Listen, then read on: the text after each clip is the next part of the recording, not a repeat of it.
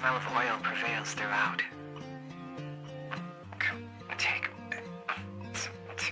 I call out, but my words collapse against the wall. My body is too soft. My outline is too blurry. Of course I can't break through. I'm no more than a shadow. This world is way too gentle. It's been too kind to an ungrateful. If you forgot, it probably didn't matter. If you forgot, it probably wasn't real. It's like a dream. Exactly like a dream. A bird flies past my step water. Can't keep doing it. Every man's an animal, yeah. There is no knife. There is no cut.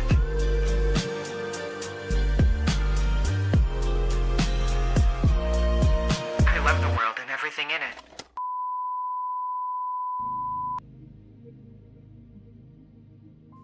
Hi everybody, how's it going? It's Tuesday stream time. So, before we get started, I wanted to make a couple of notes. First of all, you may notice, there's no little PNG tuber in the corner right now. That is purposeful. I wanted this reading to be a little bit more atmospheric, considering the general vibe of this VN. So, yeah. We're gonna keep it a little bit more somber, I suppose, that way. Number two, just talking about scheduling stuff, in case you don't follow my social media stuff, so you're kept abreast of how things are gonna go. So, this is a very short VN. It'll probably only take this stream and one more to finish the whole thing. After next week, I'm going to be leaving to go visit my family for the holidays. So I decided that we're just going to go ahead and do this 1-2 punch this Tuesday and next Tuesday. And of course, both Fridays will be Fate. After that, since I'm leaving, we're not going to get to the Spirit of Justice DLC until after I come back from break, which is probably going to be sometime shortly after New Year's, is what I suspect. So just putting that out there. Thank you for the patience when it comes to that. I know that the Spirit of Justice people have been waiting a while for that sort of stuff, but you know, again, I appreciate that. Trying to think if there's anything else in particular that I had to mention. Oh yes. So speaking of the overall more somber vibe of this game, I would definitely heed that content warning list in the pinned comment up there, just in case you didn't see it when you were popping in. I would definitely pay attention to that, because yeah, this one can get pretty heavy, and moreover than I wanted to mention ahead of time too, just so it doesn't jump scare you, very briefly at the beginning of this.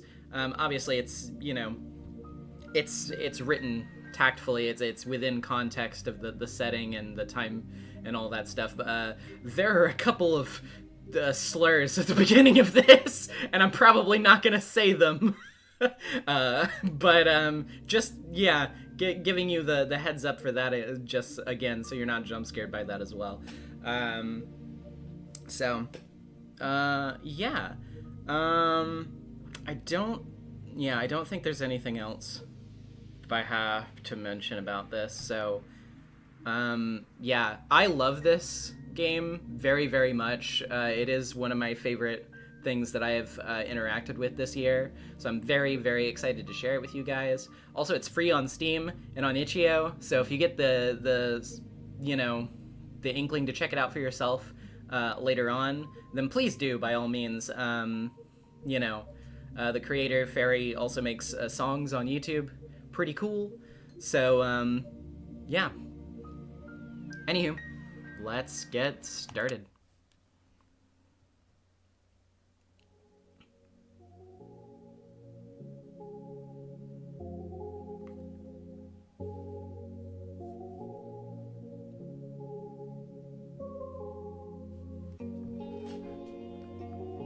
Did you know that our sun is a very unusual star? To start with, it's a yellow dwarf. Those constitute for just 7 to 10% of all stars in the universe. It's an outlier even among those. Most yellow dwarfs are primarily covered with dark spots. The sun isn't. The majority of its surface is bright, In fact, it has 3 times the number of light spots than it does dark spots. Sure, its overall brightness index is nothing special. You could call it underwhelming compared to other stars of its type. But even so, it works harder than most to shine as bright as it can. And I find that really cute.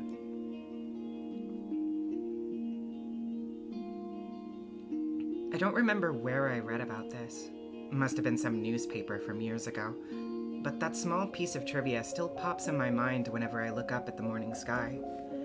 It's not much of a view, to be honest. Not much of a sky, not much of a sun. I guess that's the kind of region it is. Some people say the sun is just lazing around in our parts, what with the constant snow. But people that go around saying that, well, they clearly haven't read that newspaper.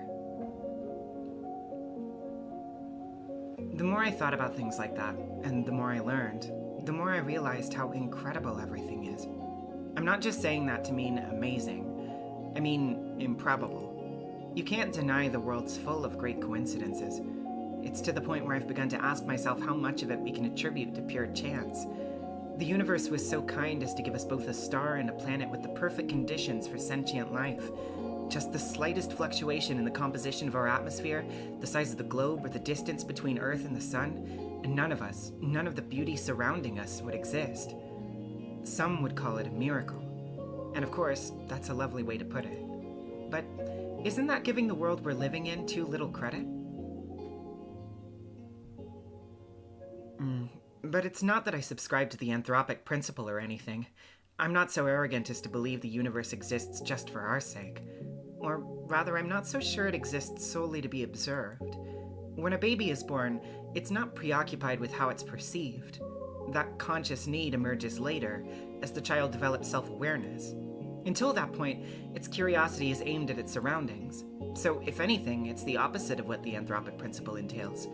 We're social creatures, so the need to be observed makes sense for our survival. But to say the universe itself shares that priority, it just doesn't make sense to me.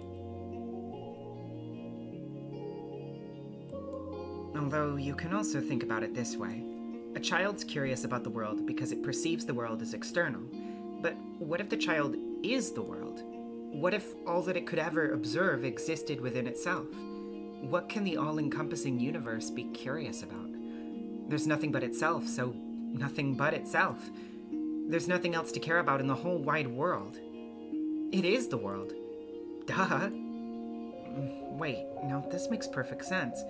If I put it like that, I guess the universe has no choice but to be self-centered. Even if this wasn't the case when it was born, what if the universe developed a desire to be perceived by others as it matured, the same way that a child would? And what do we want others to perceive us? What do we do when we want others to perceive us a certain way? We try to mold ourselves accordingly. I think I get it now. The universe gradually felt the desire to be seen. It wanted to be admired, loved, and observed, because there's nothing more a world can do but observe itself. It's the best and only pastime there is, as far as the world's concerned. And if observation is good, more observation's even better. Of course, an endless universe can observe itself endlessly. You can say that its observation value equals infinity. That value may seem absolute, but it isn't really, not in mathematics. Infinity plus 1 exists. It's a value that the universe could never reach as a singular, albeit infinite observer. So it had to create new, finite observers to add to its infinity. It needed to create sentient life. Sentient life is the plus 1. When I put it like that, it sounds like all of us are extras at a party. Now isn't that fun? This vast, mighty universe changed itself so meticulously to make new observers possible. It fine-tuned all of its systems so precisely, just to have us here. It worked so hard just to share its one joy with us worthless insects. Oh no, this can't be. That's cute. That's really cute. I should have expected this. I should have known the infinite universe would be infinitely cute. This world truly is wonderful. Wonderful, wonderful. Ira Grachovska is missing. Huh? I look up from my desk. A low hum runs through the class. Grachovska? What? Seriously? She's just skipping. Nah, she ran off with that one guy. You saw? No, but come on, you know her. She's totally... Silence! The teacher taps her journal on the desk. Ida's parents filed the report yesterday night. They haven't seen her since she left for school. Another round of whispers. The teacher raises her voice. So if any of you have any information that might help in finding Ida, please report it to the teacher's office or the police after class. That's all. On to the lesson. A chair creaks in the back. Wait, you really expect us to just study like normal after hearing that? Yeah, we're shocked, you know. We're worried sick. Seriously, our classmate is missing. Our friend, Harurochika. The room fills with repulsive giggles. Cut it out. Garin, sit back down. The teacher's voice just sounds just as dry as it did when she broke the news. She turns towards the blackboard to write down the date. We all know the situation will probably resolve itself just fine. So let's not act dramatic. If you have anything valuable to say, I'll be happy to hear it in the office. She puts the chalk down and begins the lesson. It's December 19th. A bird flies past the window. Just 1 second. I'm very confused. Streamlabs notifications don't seem to be happening. Let me log into the site real quick and hopefully it'll fix itself. Because that's annoying.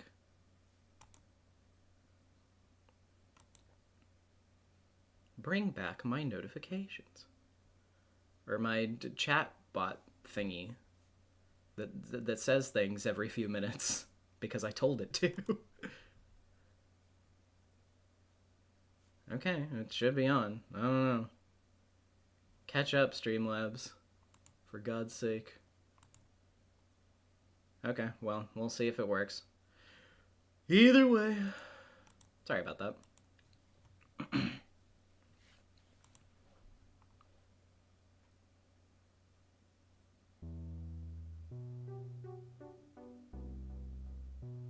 Disappearance. Give me a break.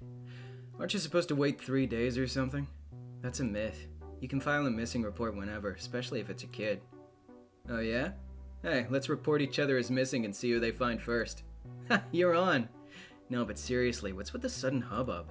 She didn't come home, big deal. I thought wandering off was her whole thing. Right? That's just Grachovska for you. Bet her parents just want some attention. Like they need any more of that. I mean, I've heard some of the weird cases. Yeah, never say never. Crazy's genetic. You think she's in some crack house now? Haha, no way. Do we even have any? I wish. At least there'd be something fun to do. Honestly. Hey. But she's like for sure with the guy, right? The guy? You don't know? A bunch of people have seen them together. It's some older dude. He's like 30 or something. Ew. You serious? Yeah, it's so trashy. I slowly walk behind my classmates as we head to the next lesson. It's irritating. Their conversation's ticking me off. I'm not sure why. It's not as if they aren't making sense. It's not unusual for Ira to wander off somewhere on her own. I'm not treating this news with any real gravity. Really, I'm no better than them. There's a trace of worry in my head, but it isn't directed towards Ira. Instead, when I first heard about her disappearance, the thought that flashed into my mind was rather ugly.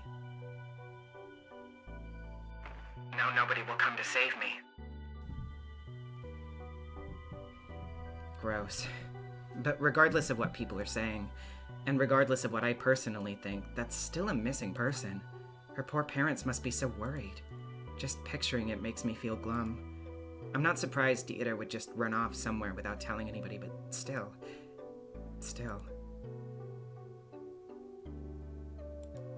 It's not like we've ever been friends. It'd be stranger if I acted all torn up about it, right? She's just that kind of person. Always getting herself in trouble.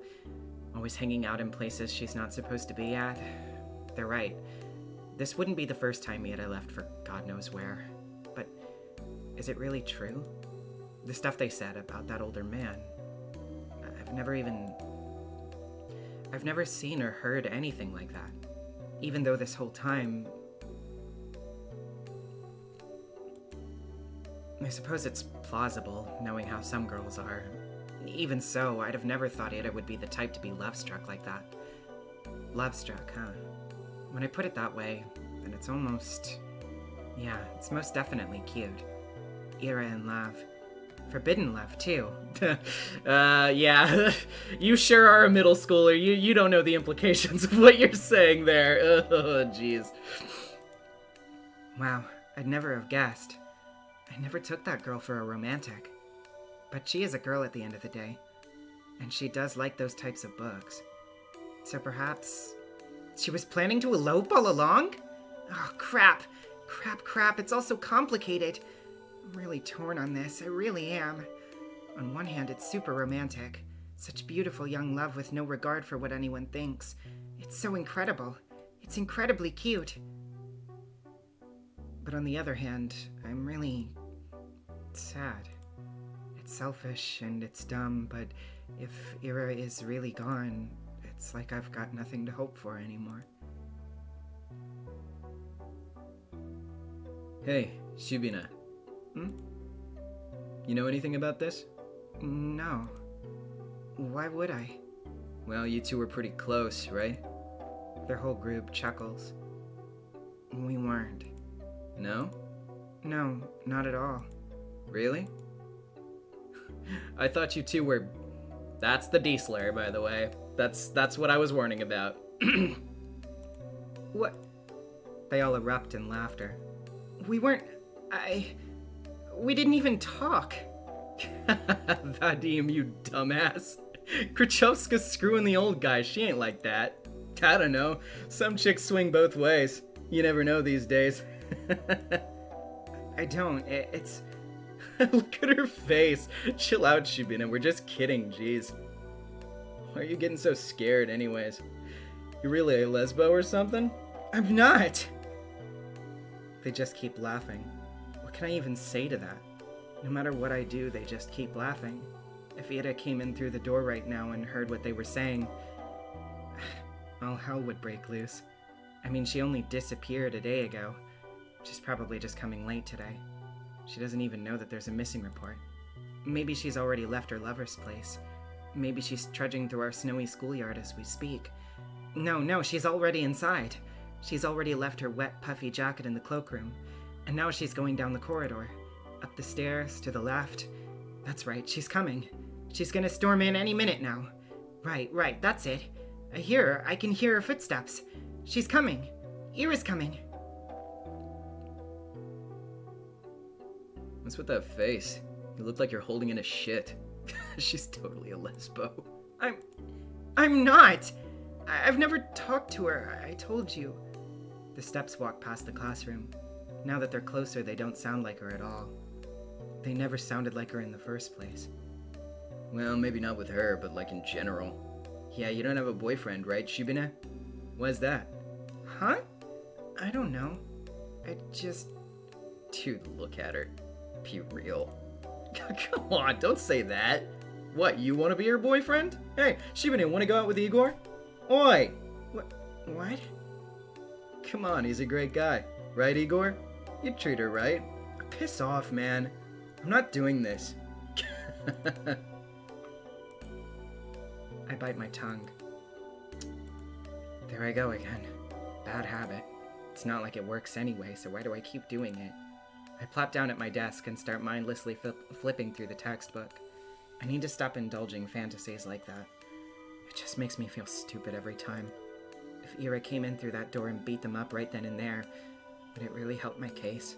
They probably keep saying those same things behind her back. And to my face. I guess it really would be for the worse. Yeah. I shouldn't have wished for that. If Ira saw that, it'd just add fuel to the fire. So it's a good thing that she didn't interfere. It's a good thing. It's a really great thing. At least these guys don't bother me for the rest of the day. Everyone's too preoccupied with gossip. I can't focus on studying either. I keep thinking... The last time I saw Ira, the teacher says her parents saw her leaving in the morning, but she didn't show up to class. That part's nothing new. Ira's always been has always had a bad attendance record. So I assume she skipped, as usual, and went to see that man they talked about? Did she go to him right away? Because in that case, yesterday evening... Go home, Asya.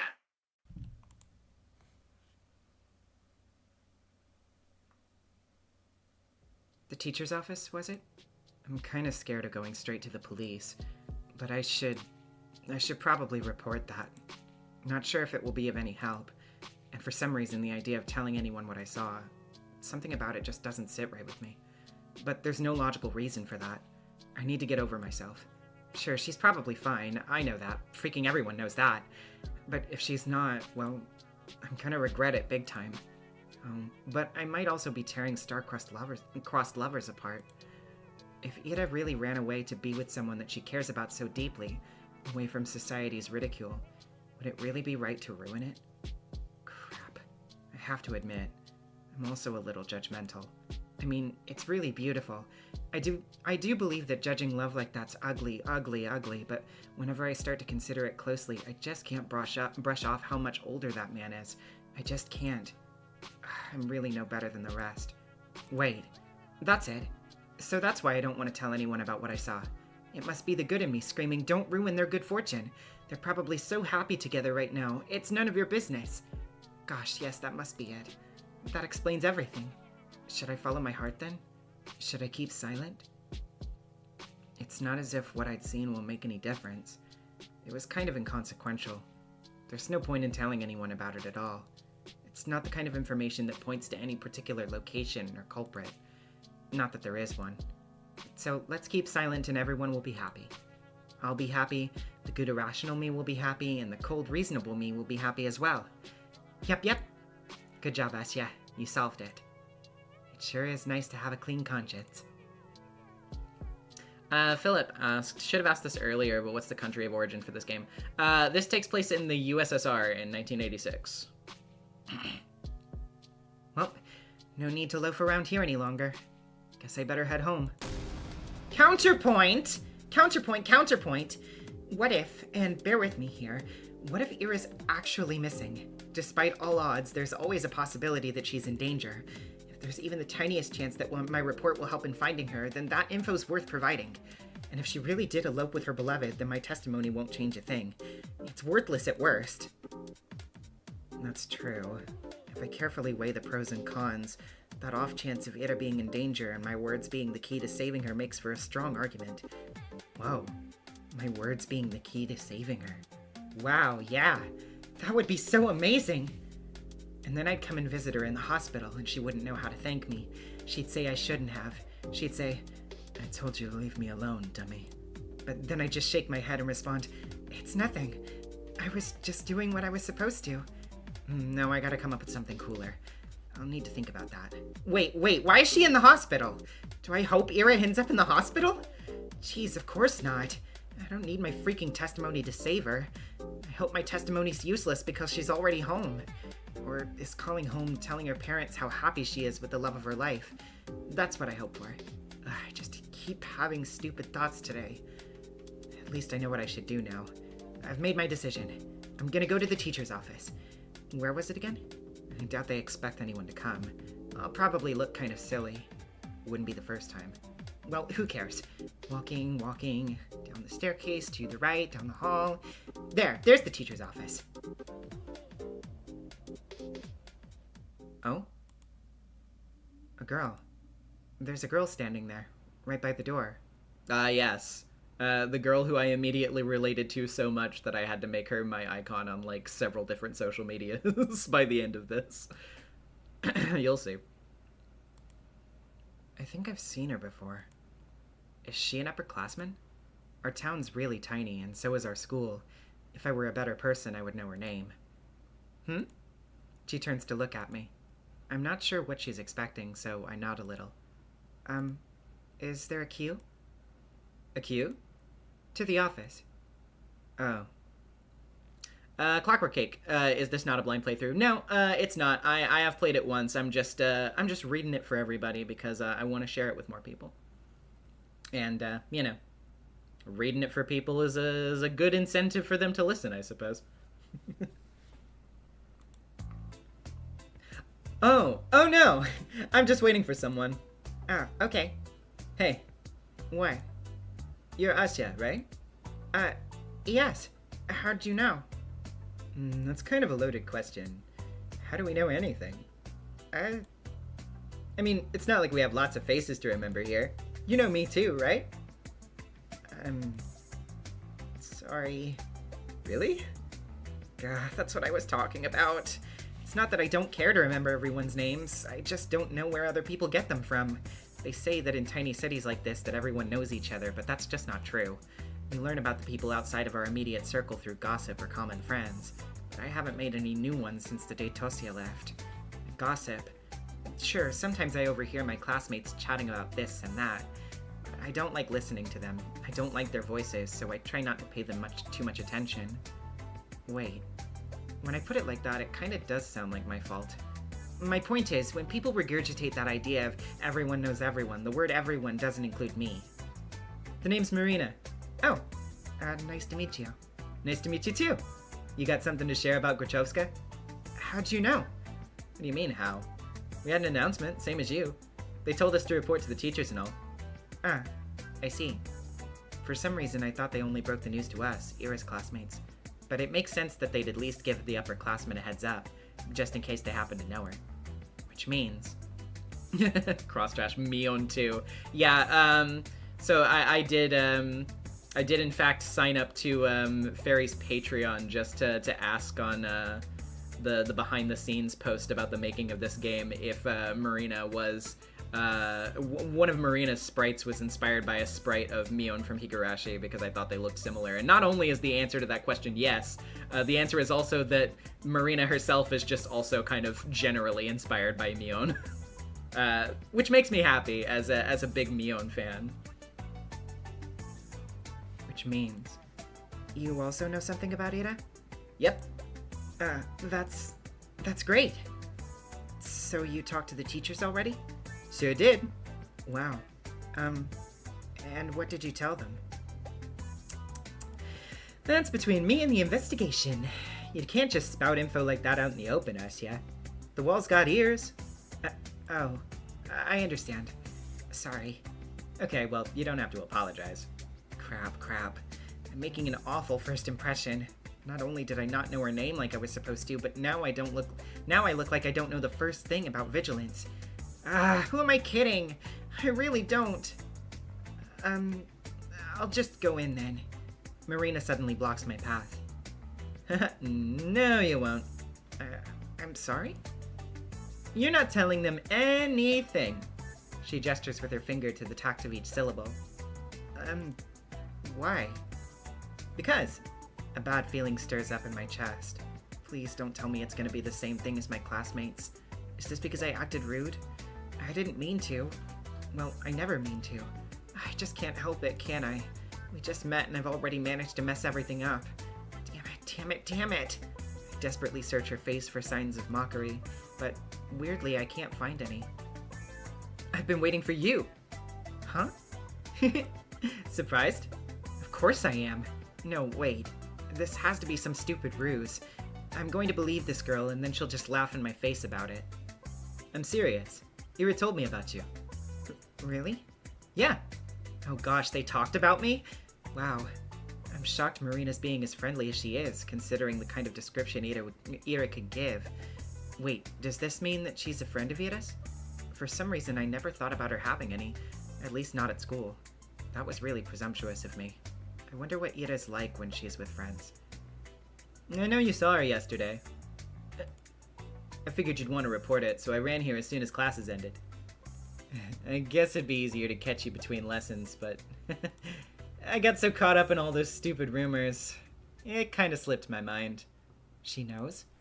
But hey, what matters is that it all worked out. So why are you stopping me? Well, Marina looks around the empty corridor before lowering her voice. If you tell them about yesterday, you'll make everything worse. Huh?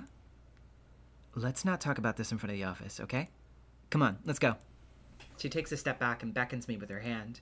I'm not sure what she has in mind, but it doesn't seem like a prank. Still. Wait! I know Ira's probably fine, but Isn't it better to just play it safe? The faster we share all we know with everyone, the... Quiet, you! I just said that we shouldn't talk about this stuff where the adults can hear. What? Marina grabs my hand and starts dragging me down the corridor. She's not exactly being quiet either. All of my stumbled protests sound so weak that they might as well be white noise to the other girl. Yes, I spent half the day doubting whether I should report at all. So what? I carefully examined my options and came to my own conclusion. I deserve to see it through. I deserve to testify. But some part of me is relieved that the ultimate choice was made for me. I mean, that silly gut feeling I thought I overcame with reason has come out on top.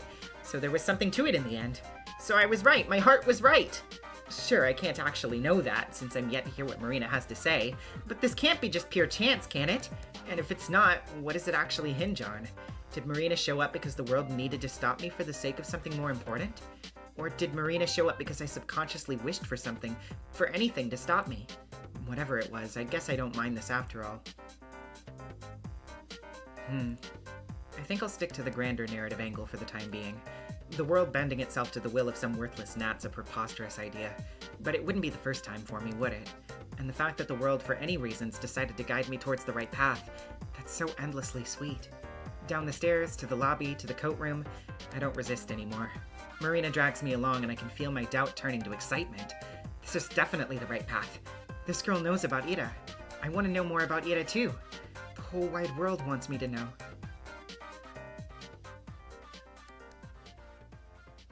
Oh, Asya, you have such a normal way of thinking about things.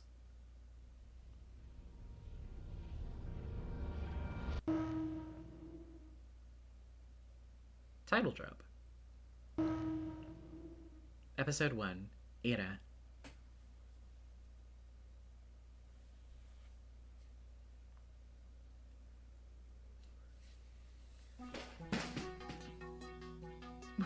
What the hell is your problem? Everyone's looking from Ira to Garin to the chair that just crashed onto the floor next to the boy, barely missing him. Huh? Kuchovska, the fuck? Is she insane? Somebody call the teacher! Not paying any mind to the commotion that's filled the classroom, Ira storms towards Garin. Her face is contorted with rage. Before he can react, she rips the notepad from his hand and slams it on my desk. I hastily grab onto it. Read that again and I'll kick your teeth in. Huh? Are you nuts? Ira doesn't respond. For a second, she just glares at him, then turns around and stomps back to her desk. The classmates who were caught up in a laughing fit just a moment ago are now watching her in silent bewilderment. They scoot out of her way as she retrieves her bag, then heads towards the door. Crazy bitch! She ignores him. Gruchowska, where are you going? Hey! Ira forcefully pushes past the teacher. You... Gruchowska! What? What do you think you're doing? Your parents will hear about this! Her threat falls on deaf ears.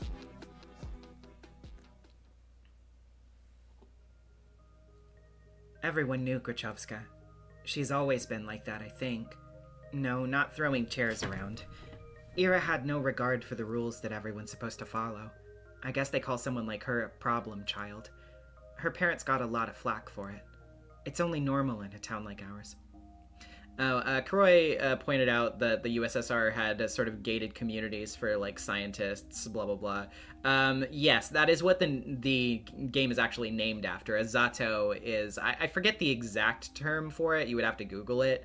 There is a specific term, like, for what zato actually means. But it is sort of like that. It is, like, sort of a gated research community. It's a little bit more... affluent, I suppose. Yeah. Clockwork also mentioned it up there. But yeah, it's a bit more affluent. You get a little bit better conditions there, but the exchange of living in a place like that at that time was basically that you could not talk about it at all. Like, if you were to live in a zato and then move out, you would basically have to essentially assume the sort of identity of somebody who, like, lived in a public space near one or whatever. You wouldn't be able to disclose the fact that you actually lived in one. Like, you're kind of supposed to pretend like it's not even there or real at all. It's not like a public facing part of the country. Her parents got a lot of flack for it. It's only normal in a town like ours. Not just because of its small size, but because of its, let's say, exclusivity.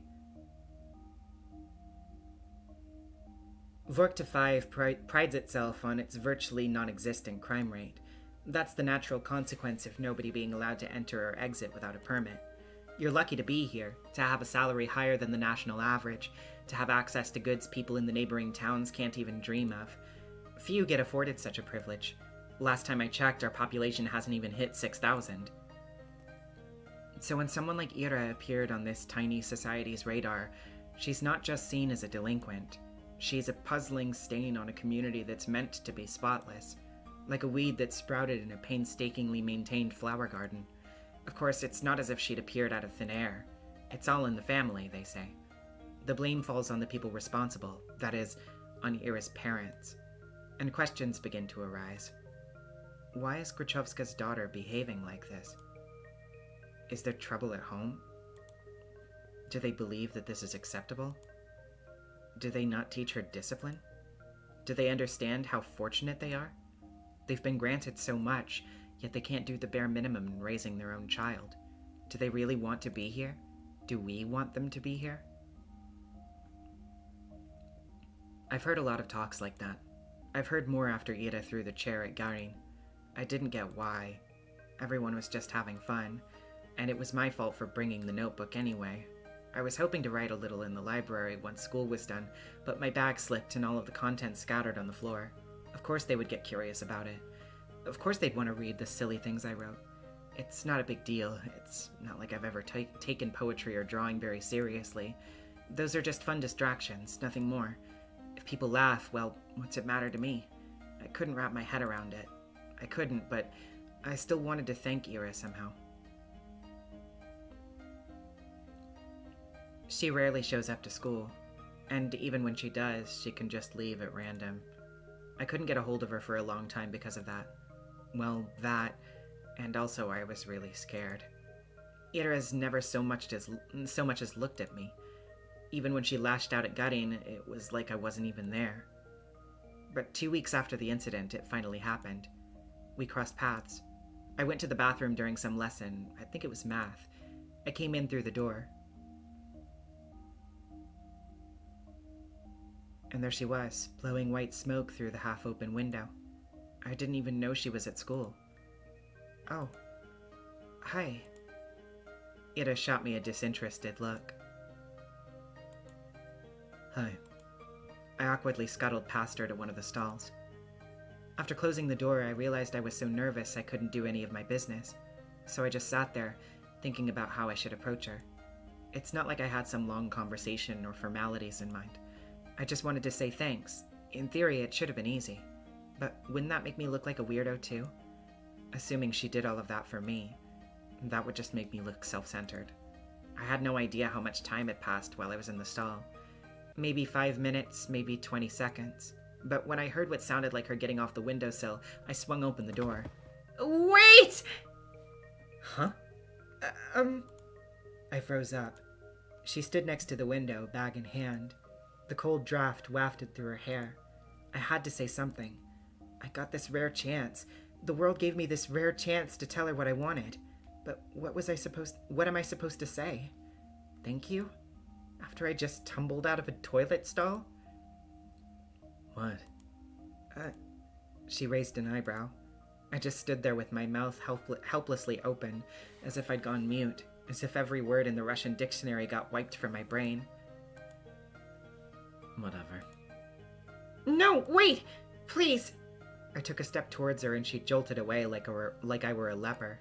I didn't know what I should say or ask. I just knew I had to say something, even if it was the first thing that popped to mind. What? What the hell do you want? Isn't it cold? Huh? The windowsill. When you sat smoking there right by the window, I thought, weren't you cold like that? Huh? She blinks. Not really.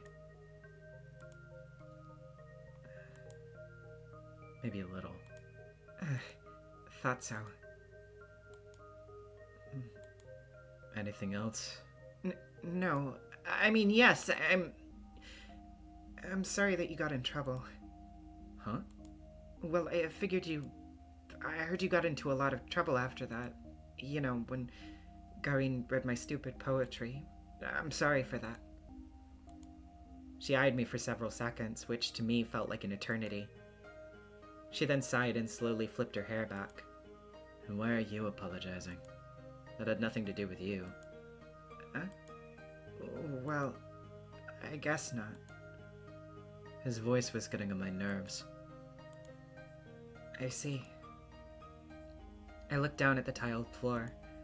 I knew that was the case, of course. It's not like I was hoping Ida jumped in to defend my honor or anything of the sort. I wanted to thank her regardless of intent, but no matter how hard I thought and tried to word it, everything just came out sounding awkward or wrong. Why does this always happen? The soles of her boots squeaked against the floor. She spun around and walked towards the door, and this time I made no attempt to stop her. Your poetry isn't stupid. Huh? I stood there dumbfounded. Did she just say that? Did I hear it right? Your poetry isn't stupid. Does that mean she likes it? Ira likes my poetry? Ira Kuchowska? The bell rang and snapped me out of my short-term stupor. I shook my head.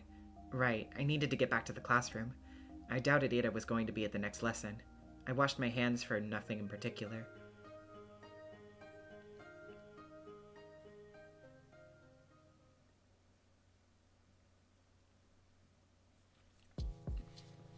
Weeks passed. My life didn't exactly change. I went to school the same way. I sat through the lessons, then went to the store, then to the library, or for a walk, and then, when it got dark, I headed home. Day after day. My notebook. I just left to get a snack from the cafeteria. Where'd it go? Oh, Shibina. We borrowed your homework for a second. You don't mind, right? It's fine. Thanks. By the way, is this supposed to be you? He lifts a scrap of paper up to me. Oh no. I forgot I left it in there. No. It's just a drawing. Yeah? You sure? Really looks like you if you were pretty. It's not me. Whatever you say. Sometimes my classmates joked around with me. Whenever that happened, my thoughts involuntarily drifted to Ira. She still attended classes, albeit irregularly. She always vanished during breaks. I don't know where to, and I wouldn't dare ask. Something told me she'd say none of your business if I did, and she'd be right. But even so, I kept imagining those scenarios in my head, not just when I was being laughed at. I started doing it when I was walking home from school or to the store, or just wandering the streets killing time. I kept thinking about how funny it'd be if I bumped into Ira. I thought how interesting it would be if we talked. I even tried to stay out longer. I started to take new routes. It's embarrassing to think about it now. But...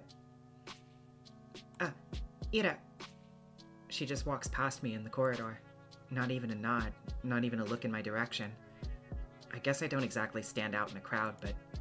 No, it's my fault for mumbling. I should have spoken louder. Even though it took all of my courage just to muster that much. Even though I definitely think she should have heard it. Hey, Vadim. What? Remember when I gave you 50 kopecks? Can I have it back? 50 kopecks? When was that again? Last Friday. Jesus. You remember things like that? Can I have it back?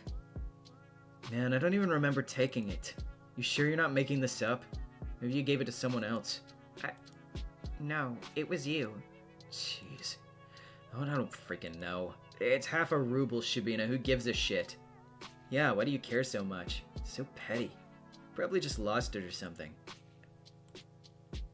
My eyes keep snapping to the doorway. It's empty, of course. What am I waiting for? Even if she showed up, what would she do? Mug him in front of everyone? That'd be really funny. Hey, stop thinking that. Maybe he really did forget. Who knows? I really shouldn't be upset. It's not that much. You could go grocery shopping with that, but it's not the end of the world. I'm not exactly starving. Lately I've been eating too much junk anyways. Yeah, maybe if I eat less of this stuff, my skin will clear up. That'd be nice. Asya, you don't use makeup at all, right? No, I don't. We're not allowed to, though. What are you saying? They allowed it last year. Really? Nobody's gonna send you home for it. Oh, that's good, I guess. These girls rarely... Oh, wait, those weren't the boys. Sorry. These girls rarely talk to me. They're usually pretty nice, though. At least when they're not joking along with the guys. I think one of them likes Fadim. She laughs a lot whenever he says anything to me. I suppose we have very different senses of humor. But you never tried it before, yeah? Makeup? No, never. Seriously? You're like 15 already. 14. Same thing. You gotta learn to do it at some point. Especially with that complexion. Well, I'm not really... Hey, how about we help you out? Huh? Yeah, just some light makeup. You'll see what it's like.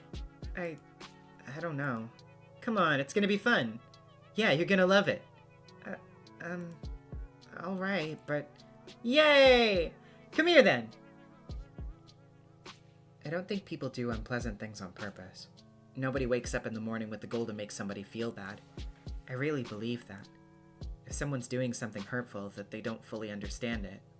See, that's there are some things about Astia that I find relatable. Not everything about Astia is relatable to me, personally, but I wouldn't take the logic necessarily this far, but I definitely have said to myself many times, people don't deliberately wake up in the morning and go I'm gonna hurt as many people as possible, and I do kind of believe that. I don't generally think that people have that thought in mind, or at least that's not the way that they conceive of things, but yeah, I do think that, taking it to this extent for sure is it's a bit naive, but you can't blame her. She's literally a middle schooler. So I shouldn't wish bad things on people who really don't know that they're being mean. I shouldn't wish for Ira to appear and interrupt them, or to scream at them, or to punish them, or anything. I can still hear everyone laughing as I run out to the corridor. I'm covering my face. I don't need any teachers seeing me like that. At least the toilet's close so I can wash this mess off quickly. But I should stop falling for these pranks, but... sorry. I lift my face up without thinking. Oh no. The hell? Ira jerks away from me. I can't blame her. I must look like an insane person. Yeah, I look awful. God, I can't handle her looking at me like that. I'm sorry. Huh? I run past her. Run. I just need to get to the restroom. I just need to wash it off.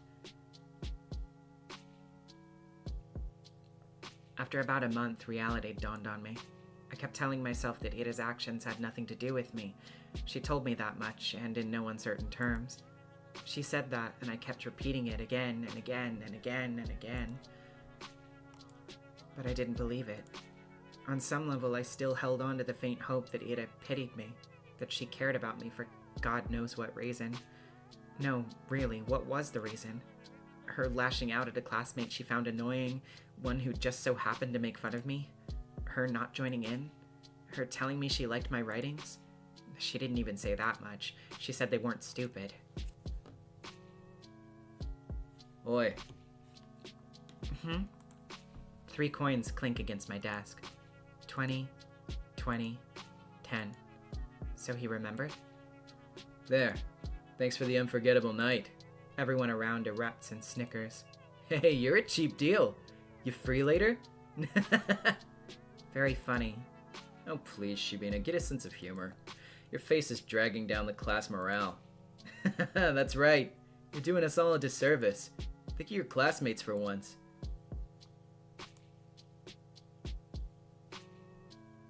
I let myself believe something would change. I thought about it as if I deserved it. As if I didn't have it good enough before. As if my life had any real problems. I was just being greedy, plain and simple. Getting my hopes up over some silly coincidence. It's all so stupid I can't help but laugh. Ah ha ha. But that's okay. I know better now. I was being ridiculous. It's shameful to admit to, but better late than never, right? I got a little too caught up in my own little world. And hey, Even if they didn't amount to anything, I can still appreciate those little encounters with Ida for what they were. Brief but wonderful moments. I could reminisce fondly about that one time I lucked out and saw Garino scared and confused. Or that one time somebody gave my work a compliment, backhanded as it was. I could do that because everyone does that. Everyone has those little things that they look back on with a smile. It's beautiful in its own way, is it not? Our whole lives are a series of episodes, both good and bad. It doesn't matter if they grow into a bigger story, because each moment has a lot of merit on its own. It's something I should learn to be content with. It's something I've been perfectly content with until now. Until I decided that what I had wasn't enough. Speaking objectively, what is there to complain about? No, seriously, I live in the prettiest part of our vast country. I have a comfortable roof over my head and even my own room. I have 2 living parents. I have wonderful hobbies to enjoy, paper to write on, books to read, TV to watch. I buy myself treats almost every day after I'm done with school. I have good grades and teachers tell me I have great potential. My classmates also recognize how studious I am. I help them with their studies when they ask me to. That's right. I've got classmates that I can always talk to. Guys that I can laugh along with, even if their jokes don't always land. Even if my sense of humor isn't the best. All of this. I have all of this. Right here, right now. Everything that a girl my age could ever ask for. So why did I act as if that weren't enough? Why the hell did... You idiot! What? Why the hell do you always go along with some bullshit? I'm so... Ira looks like she's going to slap me, but instead swings her boot against a snow hill. She then turns to me and starts roughly swiping clumps of snow stuck to my coat. My whole body feels slightly numb. When I start to speak, my voice comes out weaker than I expected. Ira, how did you know that I was here? Doesn't matter. I heard that asshole Gunny giggling about it. Can you stand? Yeah. I clumsily get up. My limbs feel rigid. I know you shouldn't sit on concrete when it's cold. I wouldn't normally. But there was nowhere else to sit near the school's back entrance, and my legs were starting to get tired. I half-heartedly shake the snow off my skirt and tights. The flakes fall gently on the ground below. I look at Ida. Her face is... The word concern flashed in my head, but I've already learned I'm no good at judgments like that. I shouldn't be presumptuous. It's a bad habit of mine. I shouldn't flatter myself. I shouldn't, but the question escapes before I manage to cut myself short. So why are you here? What do you mean, why? I told you, Garin was bragging about slipping you that stupid letter. No, that's not what I'm talking about. Well, this doesn't have anything to do with you, does it? As soon as I say that out loud, I realize I messed up. I really did. Now she's gonna punch me. Ida's going to punch me for real. She's gonna punch me and then never speak to me again. I don't even say sorry, I just brace myself for the incoming blow. Physical, verbal, I don't care. I've earned it. No, not really. It doesn't concern me at all. It's just annoying. Is that so? Yeah, he pissed me off. And you pissed me off too. I don't freaking get you. You knew it wasn't real. There's no way you believed that, right? Right? I didn't believe it. I'm not that stupid. I look down at the moist and crumpled letter I forgot I was still holding. It's the oldest trick in the book. A love letter prank? Really? Who would fall for that? I stare at that shriveled up piece of paper and something about its whole existence feels extremely sad to me. You want to burn it? Huh? I have matches. Oh, no thanks. It's wet anyway. I fold the letter and shove it into my pocket. It'll get damp inside, but I don't care. I can't throw it away. A fake confession's still a confession in the end. Those words didn't choose to be written insincerely. It's okay. Even if this whole thing isn't real. I met Ida today. Ida came. After all these weeks of praying, Ida came. Thank you. Huh? I smile at her. Even after I said I'd come to terms with it. No, right as I was saying it to you, to myself, to the world, I knew that I was lying. I couldn't throw away that last dumb scrap of hope I had. That small, involuntary thought that crept into my mind whenever I felt slightly lonelier than usual. Even if it took so long, she finally came.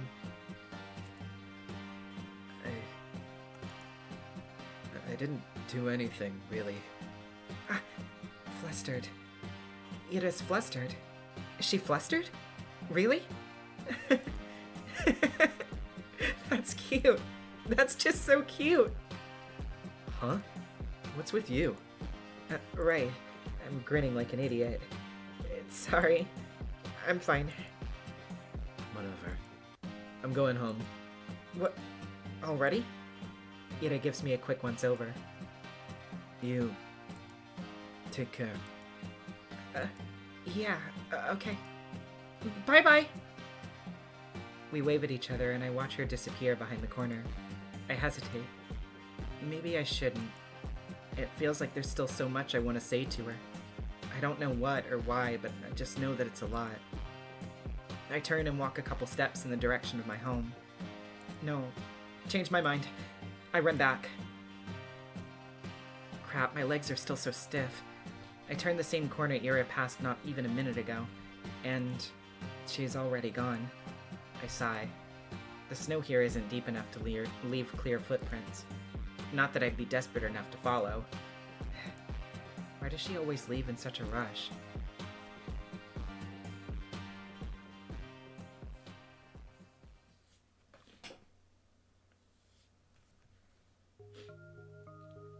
It's okay. My life didn't exactly change. I went to school the same way. I sat through the lessons, then went to the store, then to the library or for a walk, and then when it got dark, I headed home. Day after day. Sometimes my classmates joked around with me. Whenever that happened, my thoughts involuntarily drifted to Ira. She still attended classes, albeit irregularly. She always vanished during breaks. I don't know where to, and I wouldn't dare ask. Something told me she'd say, "None of your business," if I did. And she'd be right. But even so, I kept imagining those scenarios in my head. Not just when I was being laughed at. I did it when I was walking home from school, or to the store, or just wandering the streets, killing time. I kept thinking about how funny it would be if I bumped into Ira. I thought how interesting it'd be if we talked. I even tried to stay out longer. I started to take new routes. And as naive as it was to behave that way, I kept doing it. Again and again. Walking and walking. Praying and praying. Do you assholes ever shut up? Huh? This bitch. Nobody saw Ira enter the class. Everyone was too busy whistling and laughing. And she caught me in a really dumb pose. Well, that's on me. I wouldn't have chosen Dare if I knew she'd seen me like that. Though choosing truth when playing with these guys, I'm not sure what's worse. Oh well. I'm saying all this, but I got what was coming to me. I chose to embarrass myself, and as I did so, I kept begging, wishing as hard as I could for Ira to appear. And so she did. And now, despite the overwhelming shame, I feel so happy that I might explode. Ira walks to her desk, barely paying me a passing glance. All the boys skirt out of her way, only Garin doesn't. Move. Nah. What's the rush? Come play with us too. Huh? Dude, you serious? Come on. Have some fun for a change. Look, Shubina's having fun. Right, Shubina? Please don't look. Yes. See? Ira doesn't flinch. Out of my way. Or what, gonna throw a chair at me? To everyone's surprise, Ira calmly puts her bag on the nearest desk. She starts digging through it without saying a word. Garin lets out an awkward chuckle. What, got a grenade in there or something? She looks at him. What? Garin jumps back, bumping into another student. What the fuck? Everyone shifts away. What was that? Huh? What the hell? You... Something silvery shines in Ada's hand. It's a bow compass. Is that... You serious? She doesn't say anything. The room fills with low murmurs that quickly turn into jeers. Psycho, nutcase, crazy bitch. Ira lowers the compass and makes her way to her desk, looking unbothered. It's just like the last time. Ira saves me without acknowledging my existence. Maybe some onlookers, no, most people will think that she didn't plan on helping me at all. And that's what I'm inclined to think as well. Yet, my unreasonable heart's still elated, and I'm getting some really silly thoughts. The 2 times when Ira lashed out at Gunning were the 2 times she saw him laughing at my expense. That can't be a coincidence, right? Of course it can. It was only 2 times. 2 times and weeks apart. You'd be an idiot to think otherwise. Yes, I guess you're right. It's the only logical train of thought. I should agree. I would agree. If only... I didn't do anything, really. If only Ira didn't show up that day. It's been 2 weeks since then, and I haven't stopped replaying that moment in my mind. Over and over and over and over and over. I didn't get sad about Ira ignoring me at school or anywhere anymore, because in that moment I got all the justification I could ask for. It was everything that I could have hoped for. But I'm still a very greedy person. It's still not good enough. I still keep looking for her when I'm out. It's almost ridiculous how hard it can be to catch a person in a town this small. So at some point I started to wonder. I saw my classmates regularly just out and about, strolling along the main street, at the courtyards, at the community center, at the store, at the cafe. They weren't hard to run into. But it was as if Ira spent all of her free time at home, which could be the case, but didn't sound like something she would do. From what I heard and could assume, she didn't have the best relationship with her parents. Spending hours on end in a home like that every day? No, I really doubt that. The other more probable option was that she preferred the outskirts. Maybe she didn't want to be bothered? That sounded like her. Well, despite that being highly likely, I was hoping to do just that. Bother the heck out of her. I felt almost brave about it. Ira could totally get pissed. She could push me away. She could even attack me. Whoa! But for some reason, I really didn't think she would. My breath halted. Oh. Hey. Hi! The vents near the research institute expel hot air. Nobody really goes here, aside from the staff coming out for a smoke. I never ran into any, but the ground here is littered with cigarette butts, so that's a safe bet in my book. Why is Ira here of all places? Again? How many times can you buy into stupid pranks? They seriously sent you all the way here? What? Oh, no! I didn't get any letters after that. I'm just taking a stroll. A stroll? Here? Yes. Okay. Ira gives me an incredulous look. Do you, like, smoke? No, I don't. Why? It's a smoking area. Yes. I know that. You wanna try then? What? Smoking? Mm-hmm. No, thank you.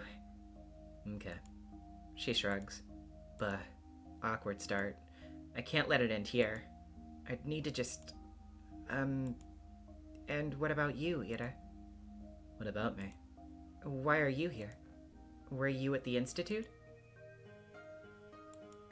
Yeah. Something like that. Something like that? My mom works here. She forgets her lunch sometimes. Oh. Oh! You bring her lunch?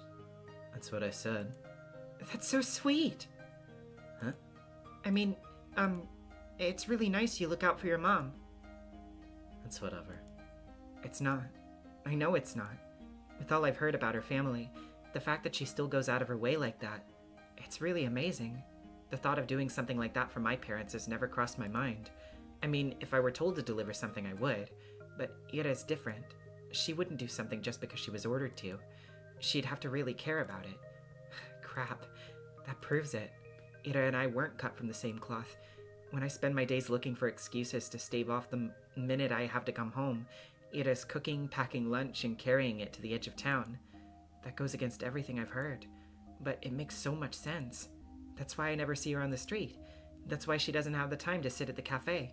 That's why she doesn't idle away at the community center. That's why she's such a caring person. That's why I'm such a piece of trash. No. She only said her mom forgets her lunches sometimes. Lunches are prepared in advance. It doesn't take long to get to the institute, even if you walk from the other side of town. Yes, that's true. She'd still have plenty of spare time. This doesn't work. This explanation doesn't work.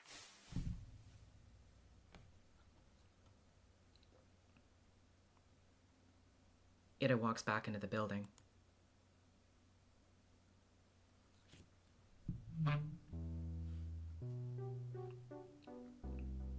Do I really need an explanation?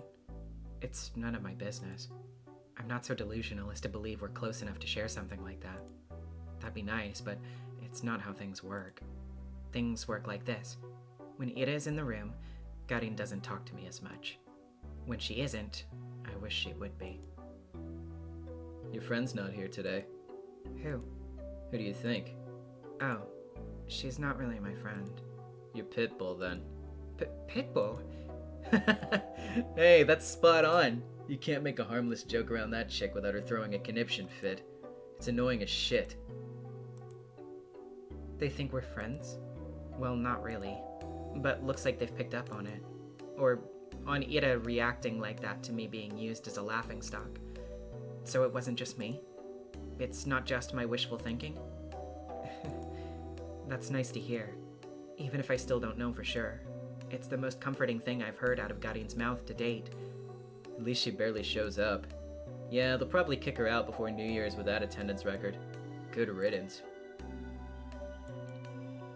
That's right. Ida can't possibly be meeting the minimal attendance requirements. I don't know about her grades, but... Wait, I don't think they can expel her. Huh? Why not? We're the only school in town. Where else is she gonna go? Ah, damn. Good point. Well, her parents can just send her away. You mean to another town? Yeah, to a relative or something. No! Oh man, now that you say that. Everyone pretend to be surprised when that happens. No! No! I hate how they're right. I hate that I can see that happening. Everyone talks about it. How Ira is a nuisance to her household. It's been like that for a long time. But still, she forgets her lunch sometimes. That can't happen! No! It can't! It's not fair! They can't send her away! She can't go. She's so nice. She cares. She does. Maybe not for me, but for her family. Why would they send her away? That's just too cruel. They can't do that. If they do, then it will all be over. If they do, then I won't.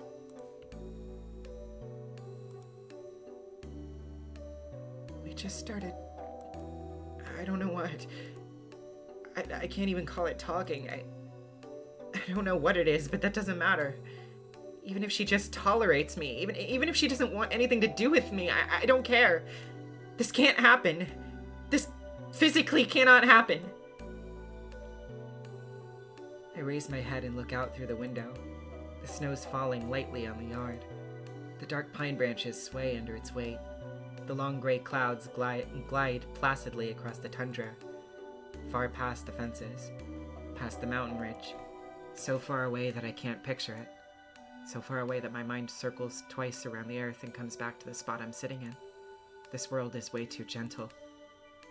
It's been too kind to an ungrateful brat like me.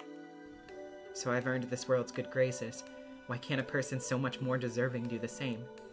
What does a person like that have to do? And is there anything that I can do?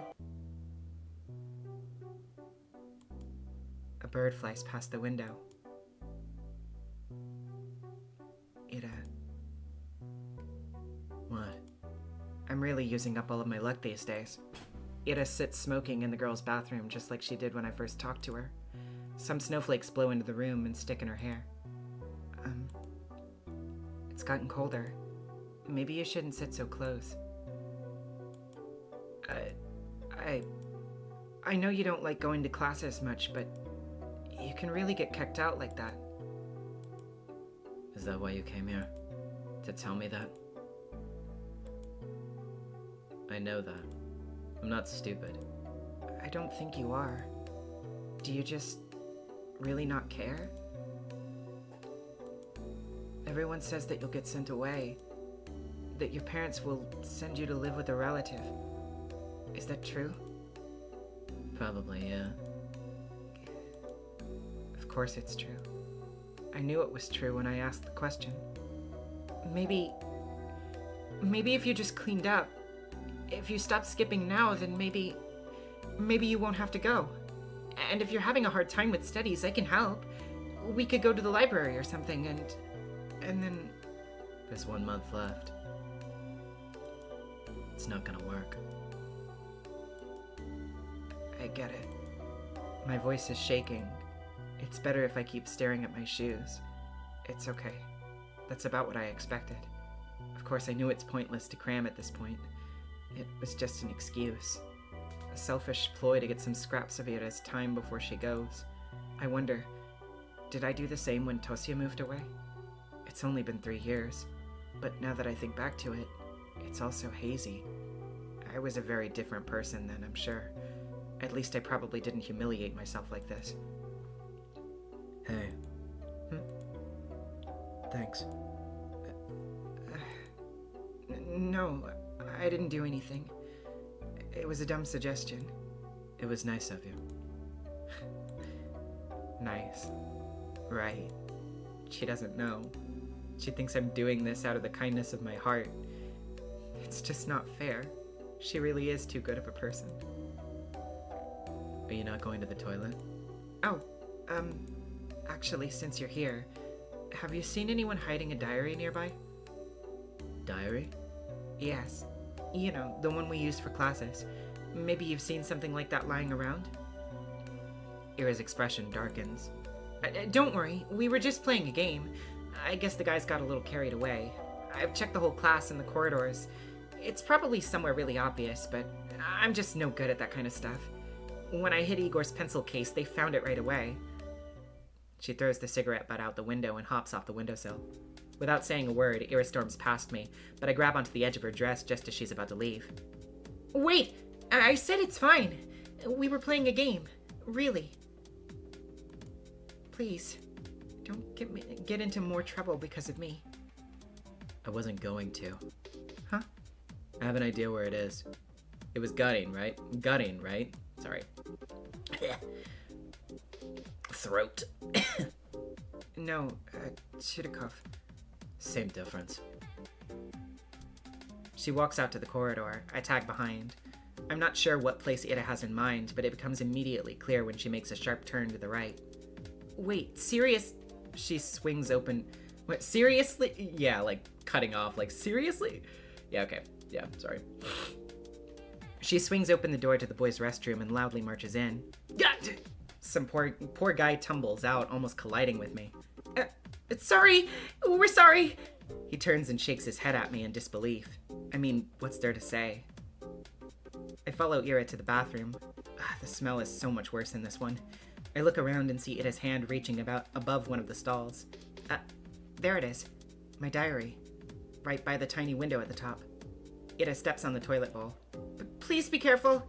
I'm fine. She grabs onto the flush tank secured way above. Then, using it as an anchor, she reaches for the windowsill. Catch. I clasp the diary in my hands. It's really been here all along. I look up to Ida, who is now awkwardly trying to get down. Wow, thank you. Yeah. What? Ida almost loses her balance, but jumps just in time. The bowl makes a loud clang as she hops off. Whoa. Are you okay? Yeah. Let's get out of here. You think it's broken? Dunno. I didn't say anything. Huh? But... Why would I be in the men's toilet? Gross. Ah, I see.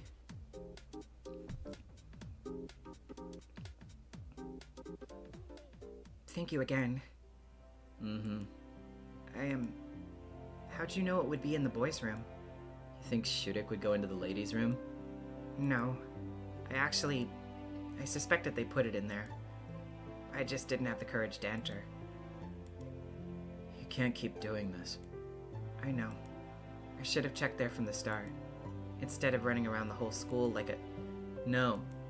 You can't keep going along with it. It was just a game. It wasn't. No, really, we were just playing around. Bullshit! You know damn well what they're doing. They're not your friends. I never said they were. Then why don't you tell them to piss off? For once in your life. I can't. You like being a victim that much? It won't get any better if you keep doing this. It'll only get worse. It's not that bad. And I wouldn't...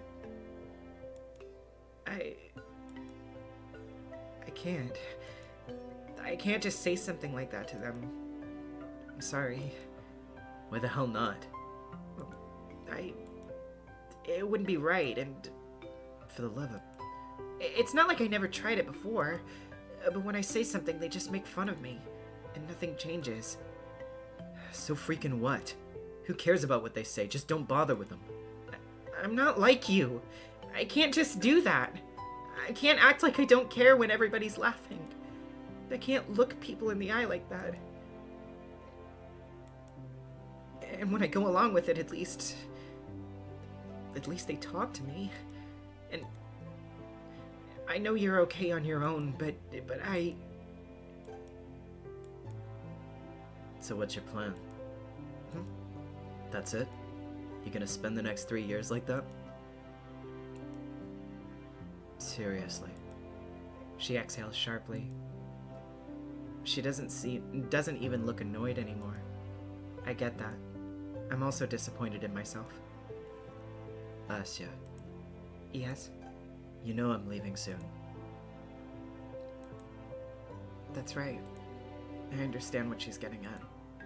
The unspoken rule Garin and his friends have been sticking to, holding themselves back when Ira's around. The real cowardly reason I'm so terrified of her going away. I don't know what to do. Why can't I stop? The hand that she's been dealt is much worse than mine. But here I am, whining and clinging to her like a leech. I should be the one helping. I should be the one telling Ira to get her act together. And yet, I can't think of a single thing to give her.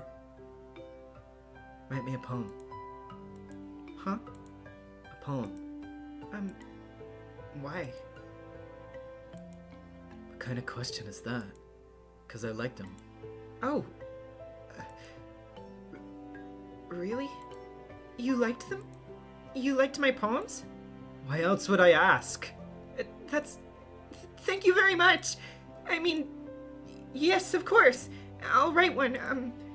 Do you want it to be about something, or maybe in a specific meter? I don't care. Anything. All right. I'll think of something then. I'll try. Yeah, you do that.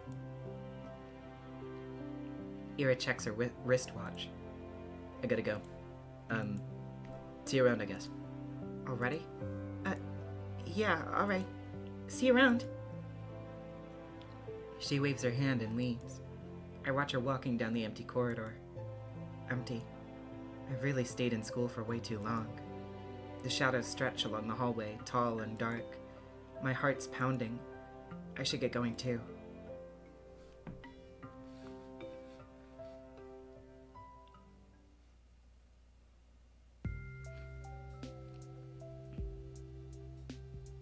My life didn't exactly change. I went to school the same way. I sat through the lessons, then went to the store, then to the library or for a walk, and then when it got dark, I headed home. Day after day. Sometimes my classmates joked around with me. Whenever that happened, my thoughts involuntarily drifted to Ira.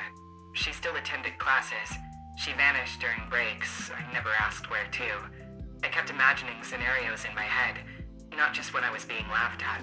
I did it when I was walking home from school or to the store or just wandering the streets, killing time. I kept thinking about how funny it would be if I bumped into Ira. I thought how interesting it would be if we talked. I even tried to stay out longer. I started to take new routes. And as naive as it was to behave that way, I kept doing it. Oh? Ira! Hi. What are you doing here? Ira points to her cigarette. Oh, no, I mean, what are you doing at the center? Came to return some books. Oh, so you go to the library. What were you reading? stuff. You don't want to say? You won't like it. Huh? Why not? Ida looks like she's really weighing down the pros and cons of exposing me to her taste in literature. Did she read something she shouldn't? Maybe she thinks it's too dark or crass for someone like me. That's kind of unfair, though, isn't it? The other week I finished The Plague by Camus. Never read it. It's about a physician trying to save a town from an epidemic. It's very visceral, but I enjoyed it a lot. I'm not sure I agree with the message, though. Yeah? What was it? It was, basically it's that evil is an inherent part of life. You can try warding it off, but it will never be for good. And even if you do good things in times of crisis, there will always be some greater force spiking your guns. Yeah, sounds about right. Hmm? I guess there are some okay people in the world, but there's a lot more dirtbags. Really? That's a pretty depressing way to look at it. That's how it is. I don't know if I agree. At least I've never met someone I'd call a dirtbag. You serious? Gunning's right there. Gunning? Well, he's not that bad. Uh-huh. Really, I don't think he means it. I'm sure everyone's trying the best that they can. Most people wouldn't want to cause anyone pain, right?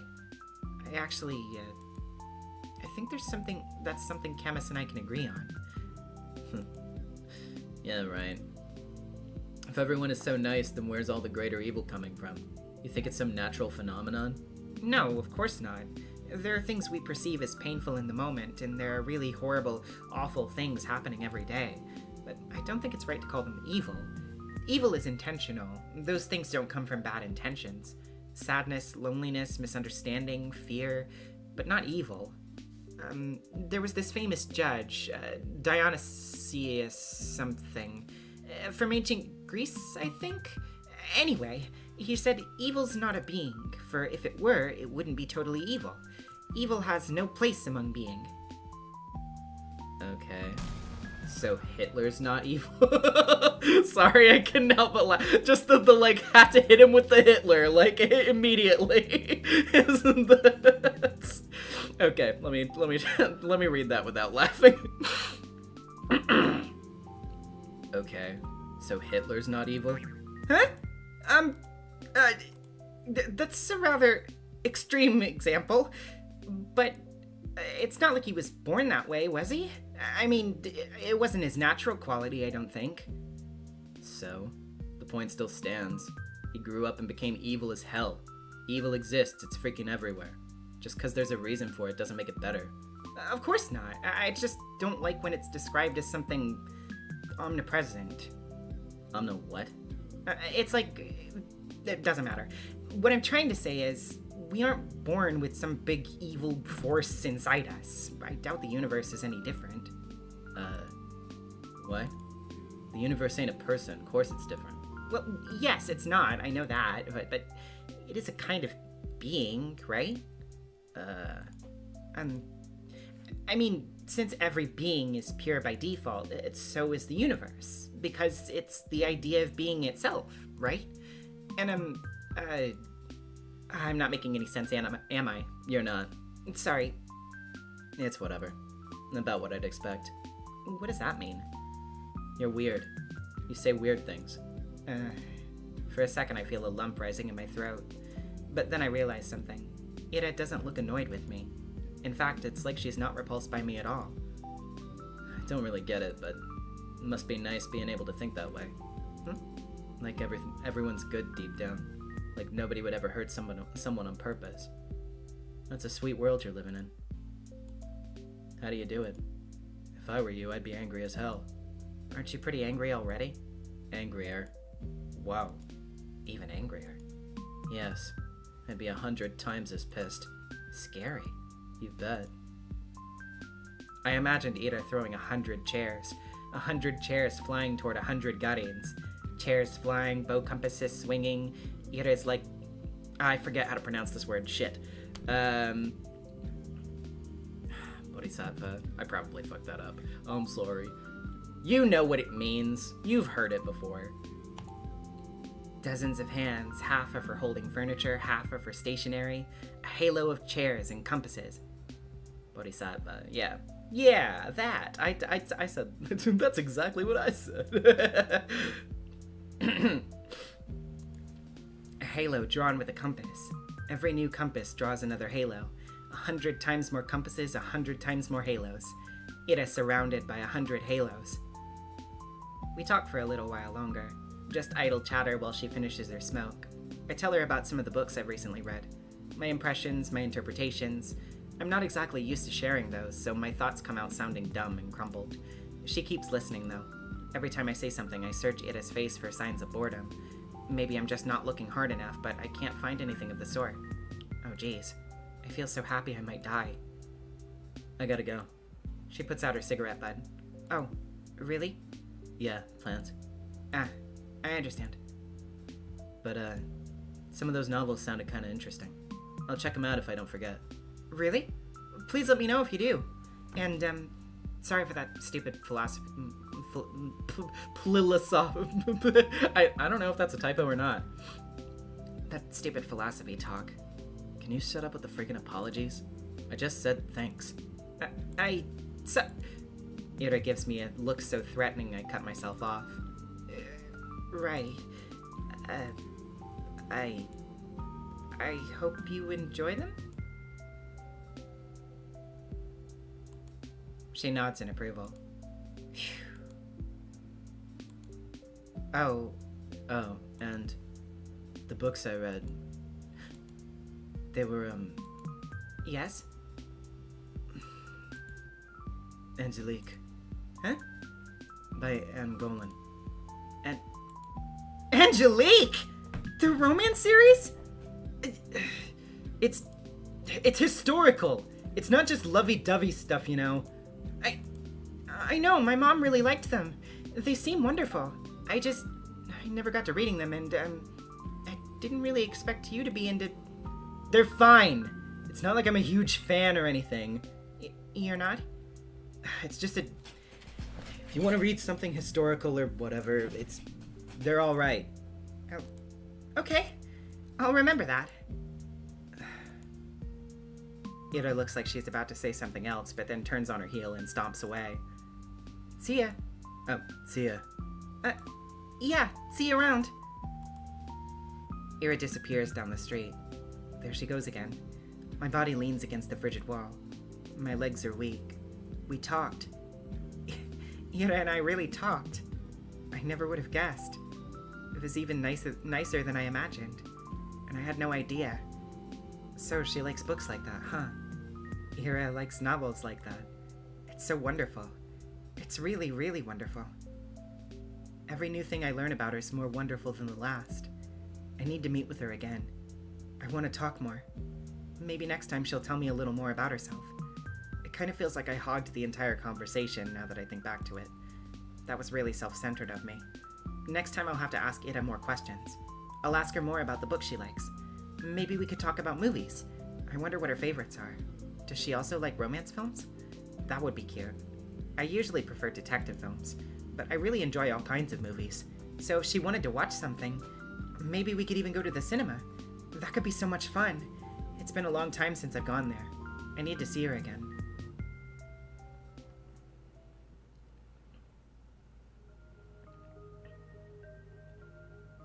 She skips even more often than before. No point in keeping up with classes if you're getting expelled anyway. I guess that's Ida's modus operandi. To some degree I understand it, but I still wish she showed her face from time to time, if only for one lesson. We probably wouldn't talk even if she came. It's not something we ever do in class, so I don't expect anything in that regard. Just seeing the back of her head would be enough.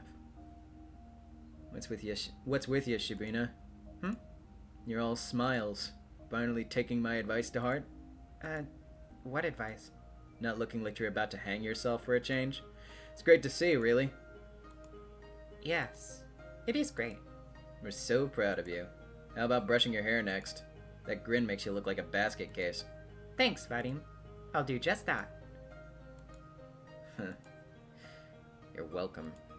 He grabs my English notebook off the table. Payment for my services.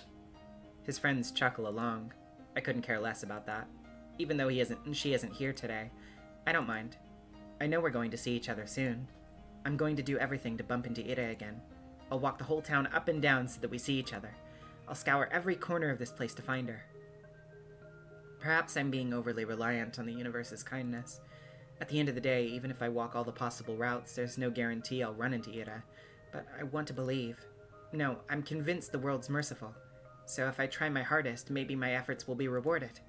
Of course, it's an entitled way of thinking, but there's so little time left. Too little time.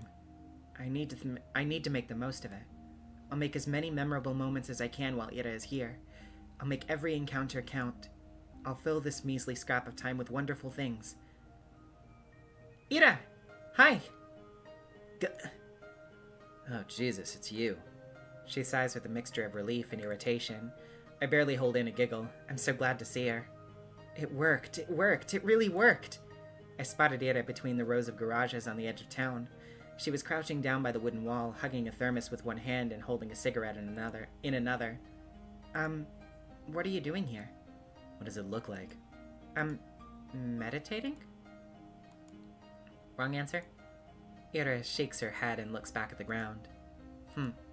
The rush of joy that had washed over me when I first noticed her began to dwindle. Now that I take a closer look, I don't think I've seen Ira curled up in this way before. Everything about her posture screams exhausted. But why out here? Are you okay? She mutters something. Huh? Non me. What was that? I didn't quite catch it. I take a tentative step towards her, but Ira's scowl stops me dead in my tracks. You spying on me now? What? No. June with the 5. You got soup in that thermos? Nice. I was just walking here.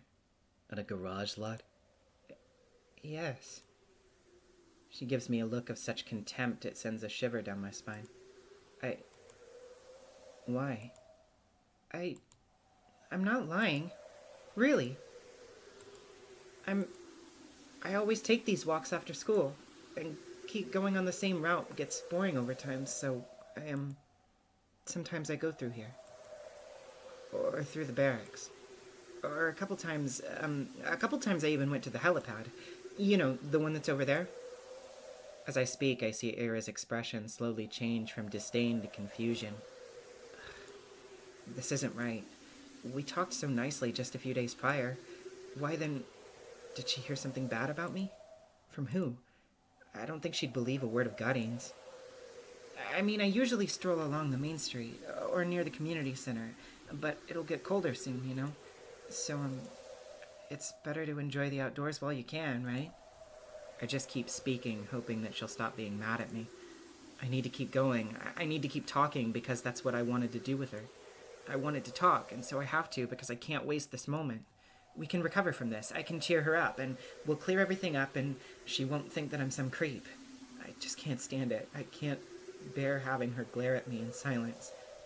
And, you know, the views are really great here on the outskirts. The sky is bigger, and you can see way into the tundra, and what I mean is, I didn't think you'd be here. That's a lie. Well, more of a half-truth. I hoped she'd be here, like I hoped she'd be wherever I went. It's just that this isn't what I imagined at all. Not after our last meeting. Not after everything. She's just staring at me. For a moment, her eyes soften, but then she closes them as if just looking at me was wearing her out. She takes a drag and turns away from me. God. Can't I be alone for 5 minutes? I'm sorry. I wait for her to respond with something like, "Why are you apologizing again? Cut it out," or even just whatever, it's fine. But she doesn't say anything.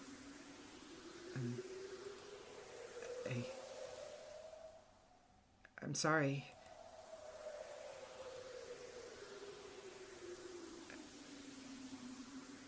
I'll be going then.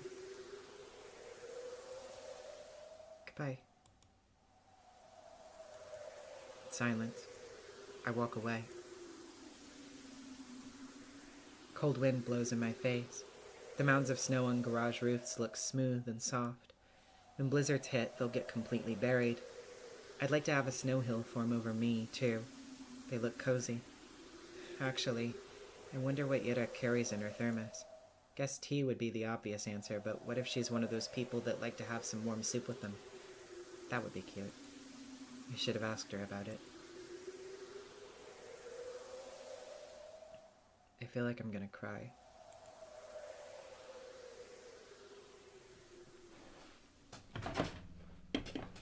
Excuse me. Turning off this lamp light because it's getting a little bit bright in my face. Also, it's a bit more atmospheric to have low lights in the room, I think, anyway. Hey, you got plans for New Year's? What plans? I'll be with my folks. No, I mean after that. My sister's going to a party with other upperclassmen. Oh, you serious? Think we could sneak in? No way, I don't want to hang out with her.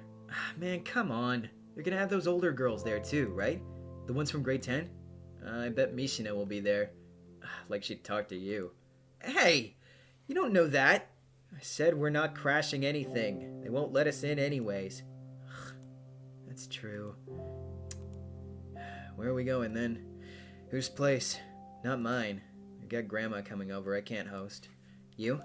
Me neither. Vadim? No way. He's kind of tired recently. Really? Yeah. It's whatever, though. Work stuff, I guess. I hear ya. My mom's also out of it. All the adults are pretty stressed, huh? Figures. It's the end of the year. Right. It's almost New Year's. It's a shame, but I don't really feel festive at all. I'll need to help Mom decorate the house. Should I remind her about that? Feels like all of us kind of forgot about the holidays. At least I did. Well, maybe I didn't really forget.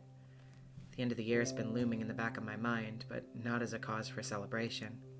All I could think about were the days counting down to the moment Ira would move away. Ira... She's absent again. I'm not surprised. I wish that I could clear things up with her. I'm not sure how, but I have to.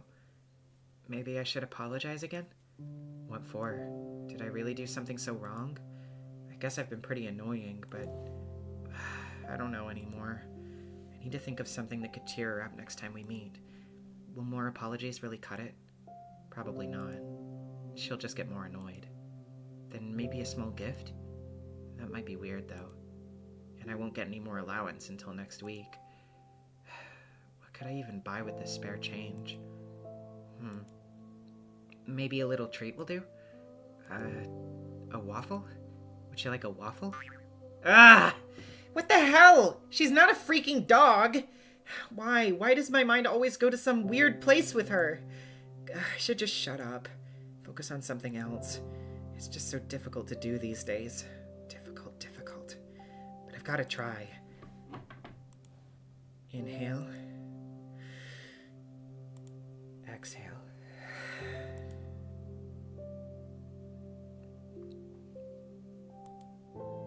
There. A little clearer. I see the sidewalk a little bit better. The buildings, the sky, the lights. Everything around is friendly. Everything is beautiful. That's great. Those are great things to look at and think about. Though perhaps I shouldn't breathe so deeply. You can really get sick from this. It's been getting colder after all. My usual routes have been getting harder and harder to finish. And it's not just the temperature. The paths on the outskirts get snowed over, so trudging through them tires me out really quickly. The winds are picking up too. Even when I cover myself up with a scarf, it feels as if my face is being pelted. I'm not meeting anyone out here in this weather. I should have gone to the library today. What time is it? Maybe I can still make it. It closes at 6, so... No, for sure not. Oh well. They've already begun putting up New Year's decorations. Everything's lined with lights. Oh, and there's a pine tree near the community center. It's so tall, and bare for now. Well, I like it as is. The way that the snow rests on its branches makes it look so mighty. Alright, I'm getting into a bit of a festive mood. Wish the frost weren't so prickly, then I'd look around some more. The streets are empty, save for a couple of adults I saw walking down to the bar. Hard to imagine there'd be a lot of people out on an evening like this. So why have I been meandering around like I've got nothing better to do? Every answer to this is embarrassing. The inside of our apartment block is warm and muddy orange. There's no elevator, but then again, it's only 5 floors. I make my way upstairs. An idea is forming in my head. An obvious solution to the problem I've been having. It's perfect. I have the perfect plan for the evening. There's our door. It's kind of uninviting, but that's just my opinion. I bet Dad's guests find it quite welcoming, though judging by how quiet it is. I turn the key and enter.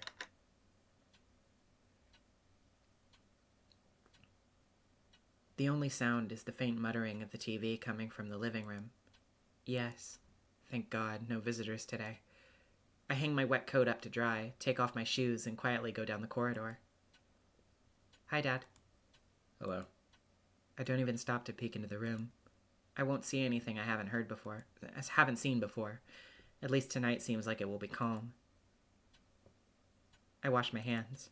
When I exit the bathroom, I hear a soft voice from the kitchen, Out with friends again? Mm-hmm. Hi. Mom nods her head, staring in front of her. She's smoking again. I go in and open the window, then turn on the light. She squints from the sudden brightness. You want some tea? I'm setting the kettle. She shakes her head. I sit opposite her and wait for the water to boil. She's not saying anything, and neither am I. It's not awkward, per se. I just pick at the oilcloth and swat away the smoke that occasionally drifts in my direction. We're both used to this kind of thing in our own way. Even so, I go to my room as soon as I fill up the teapot.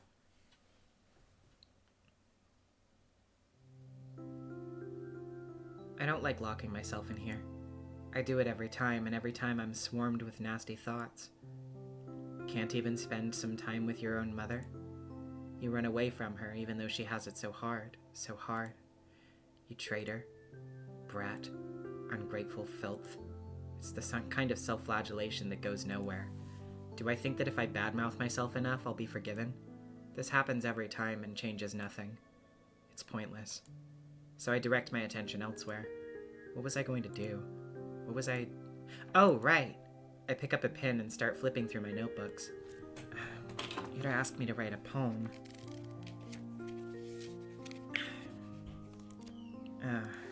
Just thinking back to it makes me so giddy. She said it. She told me she liked it. Ida likes my poems. Nobody's ever said that to me before. Well, Tosia did, but that was years ago. That poem, the one that Garin read, what did she like about it? Maybe I should have asked. Where was it? That's it. Сырая черная земля, не обнимай меня так нежно. Не рви наряд свой белоснежный и спи спокойно. Только я буду царапаться и биться, а иней пусть себе искрится, и пусть летят по небу птицы, и светит бледная заря. O damp black earth, do not hold me so tenderly. Do not tear your snow-white attire, and sleep peacefully. I will scratch and I will beat, but frost will still glimmer, and birds will still fly across the sky, and a pale dawn will still shine. Gah, it's so lame. I can't blame them for laughing. If anything, Garin was too nice, but at least she liked it. For some freaking reason, Ida liked it, so maybe it's not all bad. Maybe I can make something worthwhile. At least worthwhile in Ida's eyes. That's all I really need. She got angry at me the last time I saw her. I don't know why. I mess up a lot. I really mess up a lot. I doubt she was in a bad mood because of me, but, I definitely didn't help.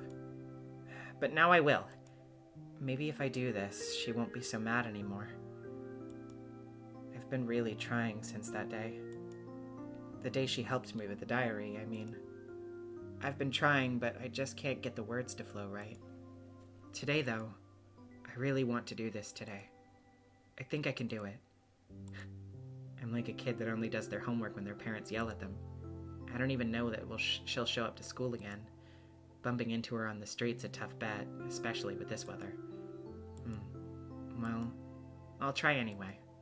I've got nothing to lose. What's the worst case scenario? Appreciating gorgeous scenery? Oh, heaven forbid. I'm gonna enjoy this to hell and back, and when I hand that poem to Ira, then it will all be worth it.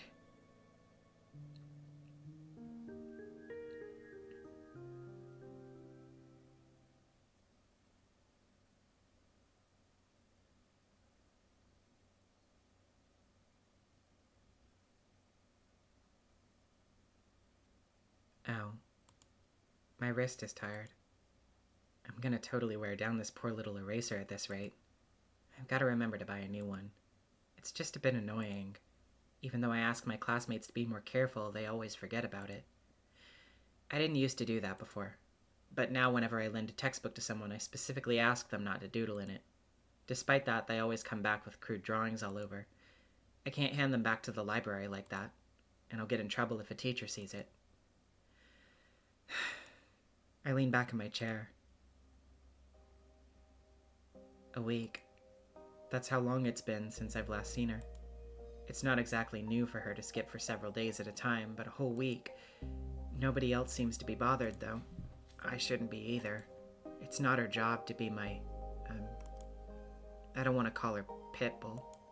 Either way, it's nothing new. Nothing new, nothing bad. Maybe Ira is taking in the town she's grown to love. Who knows when she'll return here after she moves out. I get that. I do the same. But still, I just wish I could see her. Is she still mad at me? I really hope not. But if she is, I have just the thing to help it. That's right. It's done. I wrote Ira a poem. I wonder how she'll react. I wonder if she'll like it. I really hope she likes it. Maybe she'll smile. Or what if she gets flustered? That would be so cute. I want to see her make that face again. I keep walking around.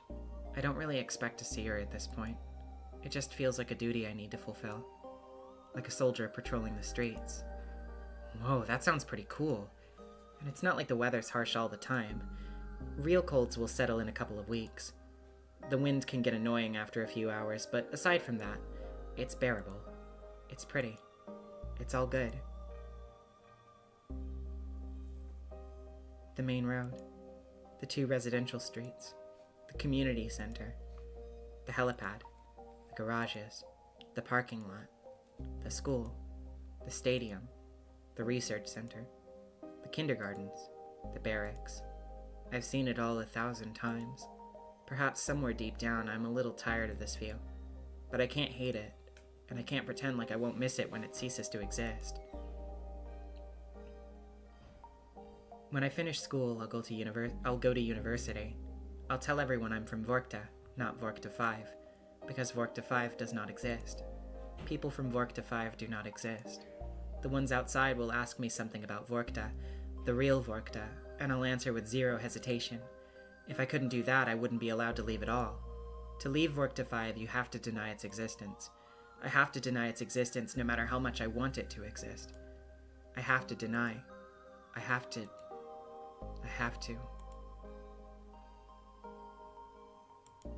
But it's tough. So tough that I'm not sure I'll ever manage. Realistically, I'll probably slip up and blurt out something incongruent. I do slip up a lot. I hope I'll get better at it by then. Maybe I should stop.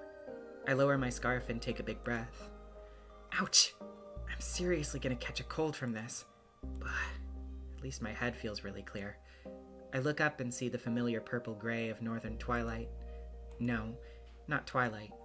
Today's the first day of this year's polar night, so I won't see the sun until the tail end of December. It's nothing too bad. Personally, I don't mind the dark. Some people seem to get really depressed during this time, but I'm not one of those. If I stay out for just a bit longer and wait for the clouds to clear, I'll see the stars come fully into view. It's a beautiful sight, especially from here, from the barracks. Far better than that dinky sliver of the sky I'd see from my apartment windows. I wish that I could stick around for longer, but it's getting too cold. I start making my way back. Decrepit rows of worker housing disappear behind bigger and better homes. There's that old playground just around the corner. That's right, we used to go there all the time with Tosia. Even back then, it was kind of unpopular. They built a newer one just 5 minutes away, so we often got to have the whole thing to ourselves. I guess that's why we liked the place. Somehow today feels quieter than ever. I can hear a faint clinking sound as the wind passes through the swing-set chains. I slow down. There's a figure sitting on the frozen merry-go-round. A drunkard? No, we don't have those kinds of people here. At least not out and about on the streets. And the frame doesn't seem like it belongs to a man either. I approach, gently making my way through the snow. My Valenki sink into it with almost no resistance, almost zero sound. When was the last time we've had snow this soft? I don't remember. But perhaps I've stopped noticing the crunch of ice under my feet.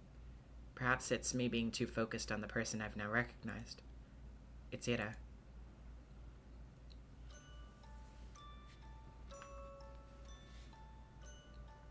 She's hunched over, elbows on her knees, hood down despite the cold.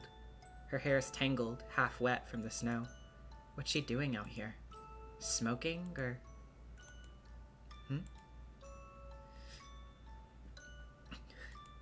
I stop a few meters away. Ira's letting out quiet, gasping sobs. Ira? She looks up fast as if jolted awake, eyes red and puffy, face raw from wiping at it with her sleeves. There's a bit of snot on her upper lip. What do you want? I don't know what to answer. What do I want? All I can think about is how I've never seen a person look so small. Ira swipes at her eyes again, then stands. She stumbles a little, trying to regain her usual posture. What? Another one of your hangout spots? Damn creep. Her voice cracks halfway through. Well, enjoying the show? I slowly shake my head. No, I just saw you. Ira rubs her nose on her sleeve again. Her hands are shaking. Go back to wherever the hell you came from. Go home, Asya. This isn't for you. I take a small step forward. I want to say something, anything, but my head draws a blank. Before I can squeeze out a single word, Ira turns around and stumbles through the snow, away from the playground. I can't even muster the courage to call out to her, let alone follow. I simply watch as Ira vanishes into the alley. If not for her footprints, I'd believe she was never even there. The snow keeps falling. A feeling I've long forgotten swells inside me. I've learned not to acknowledge it, so it got buried many layers deep. The hollow space inside my chest grows darker. The sky is full of pinpricks. The world's looking down on me, but not in the way other people do. It's kind and gentle, and I don't feel small under its gaze. Its eyes are pure and tender.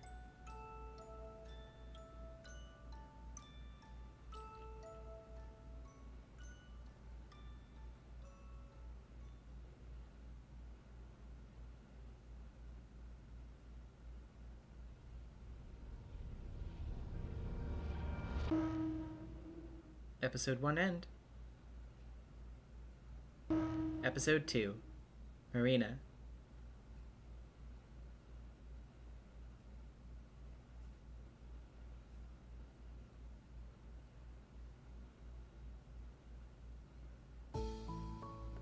Alright, I'm gonna take 2 seconds to hit the bathroom and also grab some water for myself, so I will be right back. Hope you're enjoying so far.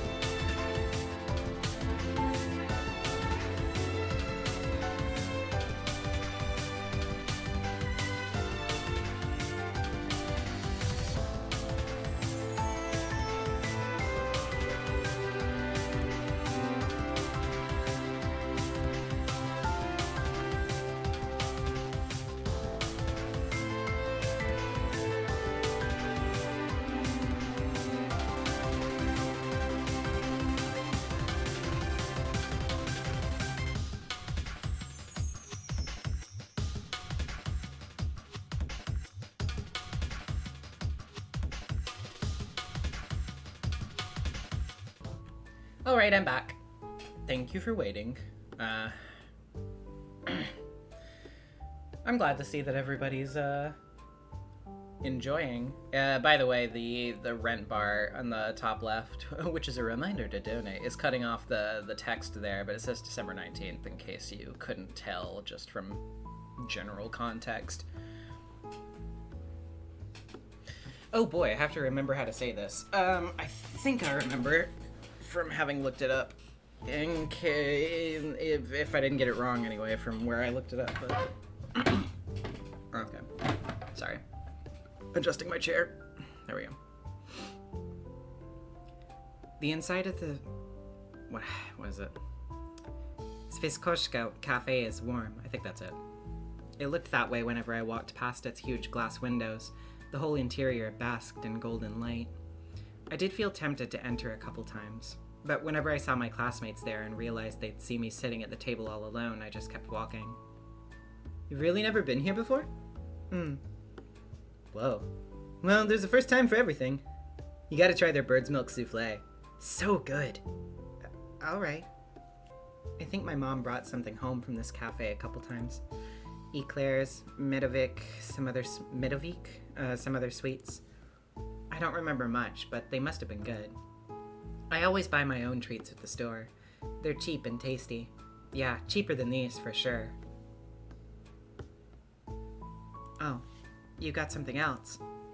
I like kartoshka more. Why didn't you recommend it then? They only had one left. Seriously? Hey, don't misunderstand. You just look like a bird's milk kind of person, you know? What's that supposed to mean? Don't worry about it. Just take a bite. Do you like it? It's wonderful. See? Marina is drinking coffee. She seems like a nice girl. At first I thought she was trying to mess with me or play some sort of prank, but now it doesn't seem so. When she pulled me all the way down the stairs, I thought she'd want to talk outside our school. No way, it's cold as hell. Let's go somewhere comfy. So she said. I glance around. I suppose it is pretty comfy. Most of the customers seem to be other school kids, though the adults are probably at work. We sat at a table in the very corner, nestled just behind the window panes and a good distance away from everyone else. I look back at my teacup. I wonder what Ira would order here. Right. Marina. So, you know I met Ira yesterday. Did you see us? She chews and shakes her head. Nope. Then she told me about it. Huh? So yesterday, as far as I know, I'm the last person to have seen her. You met Ira. When exactly? I'm not sure. Around 8 in the evening, I think. Yeah, that lines up. She rang my intercom at 1:30 that. She came to your house? Yes. She asked me to come out, and her voice sounded distressed. I invited her to come up inside, but she refused. No, please just come down. I need to talk. So I ran down, and...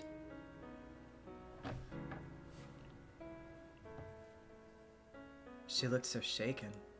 I've never seen her like that before. Not in a long time, at least. Yeah, she looked rough when I saw her, too. Right? I tried to calm her down, but she kept sobbing. I can't... You were right. I shouldn't have... I think... I don't know. I don't think I can help it anymore. I don't want to go. It's okay. It's okay. You won't go. Ira, you won't go. No, I know. There's no more time left. That's it. I'm out, Marina. Don't say that. We can fix this. You can still... No. I can't. Nobody can. I can't even write anymore.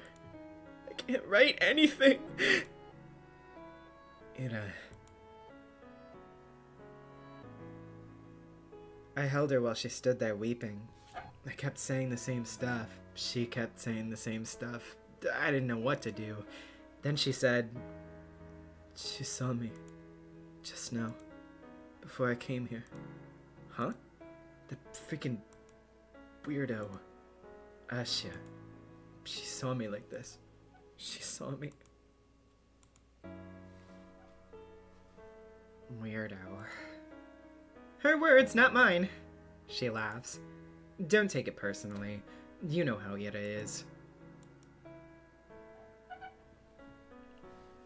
She seemed to cool down a little after that.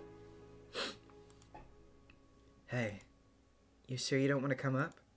You can stay over at our place if you don't feel right. It's fine. I'm okay.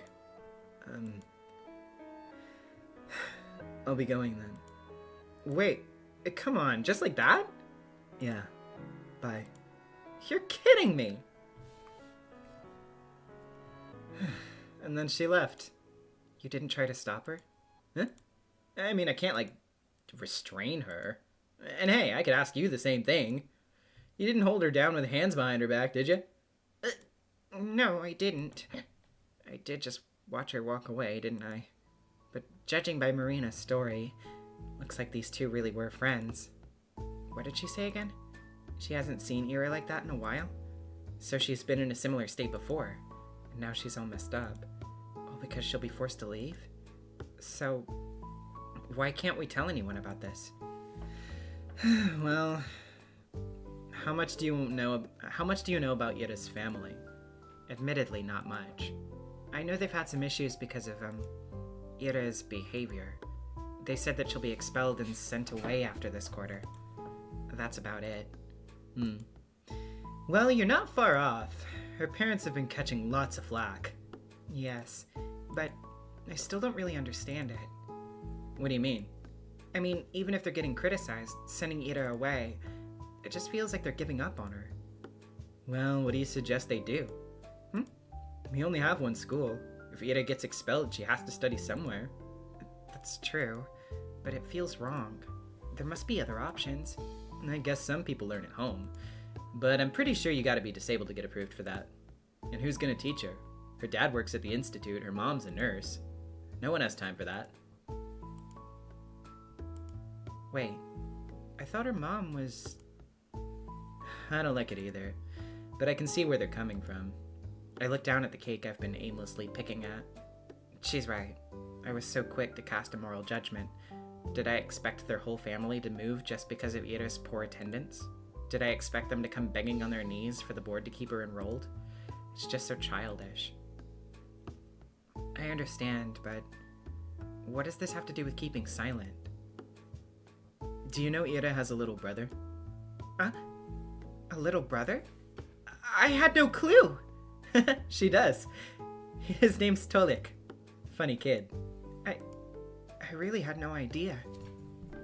That's okay. You see, it's true. Ira's parents haven't really had it easy, but Tolik's got it so much worse. You know how adults are cruel when adults are cruel, they try to be subtle about it? Kids don't.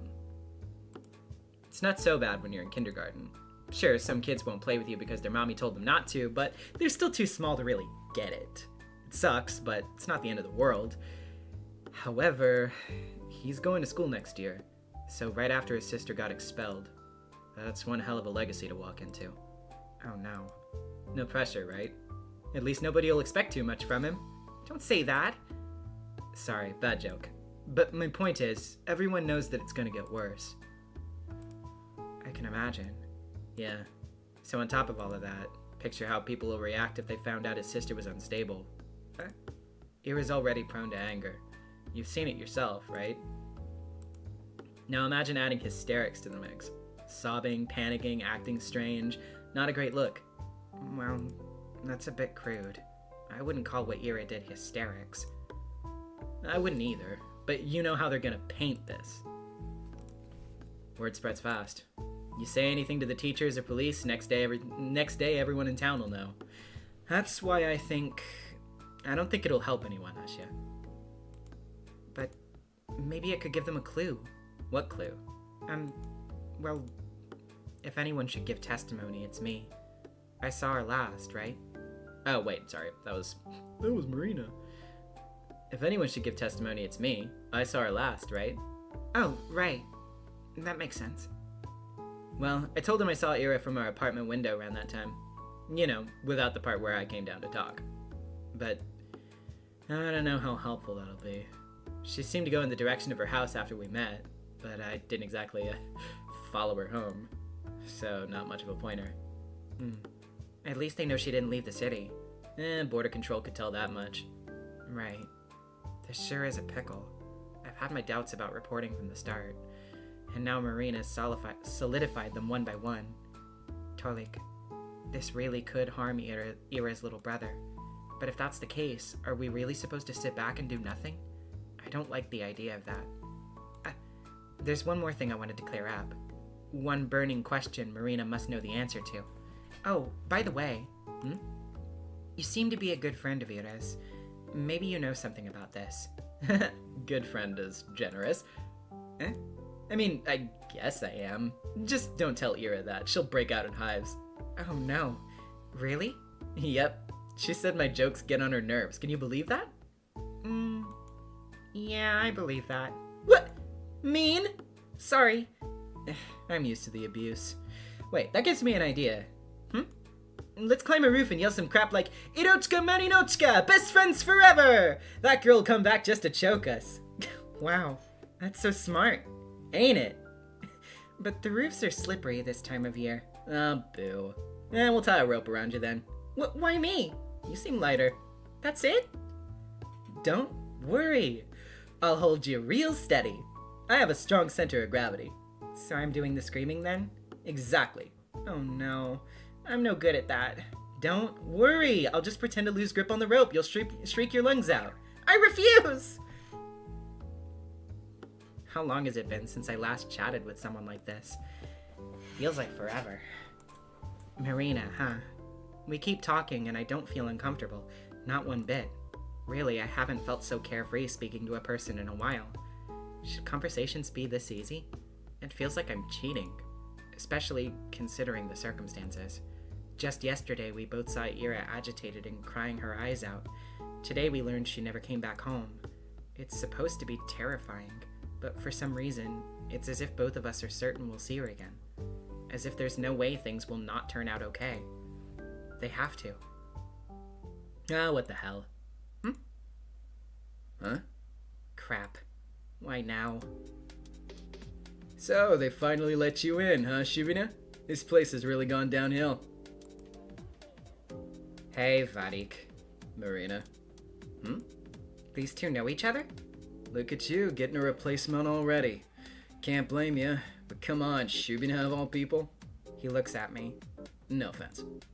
You're keeping tabs on all my friends? How flattering. Asya, he's in love. Yeah, in your dreams. It's just funny how you always gotta have someone like that around. Someone like that? Marina menacingly lifts her coffee cup. You want this on your pants?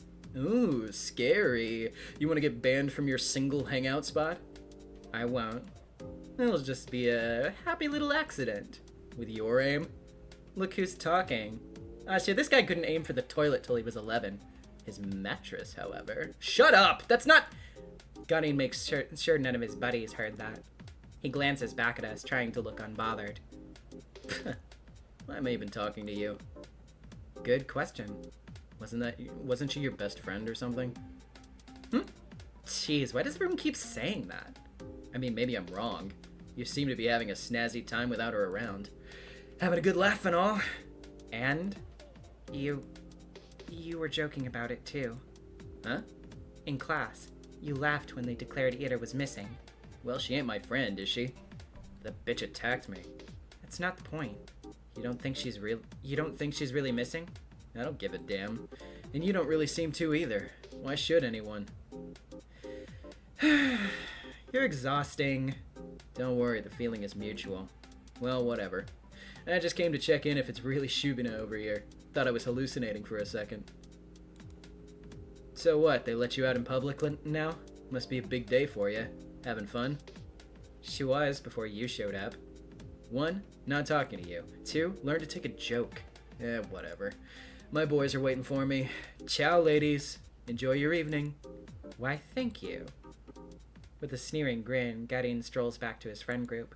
What the heck was that? I guess I shouldn't be surprised at running into him. Other kids hang out at the cafe all the time. Even so, it's like a bucket of cold water just got splashed over my head.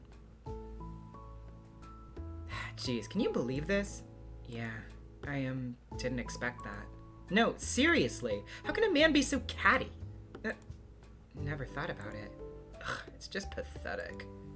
She glares at the table of schoolboys from across the room. Do you two know each other? Yeah, we played together as kids. Oh, it's a boring story. We got along when we were little. Then I grew into a normal person and he grew into a jerk. So we stopped talking. The end. I suppose that happens a lot. Yep. Well, I'm not exactly sad about it. It's like, bye-bye, don't let the door hit you on the way out. Speaking of which, wanna head out? No fun sitting here with these losers stinking up the place. Yes. Let's go.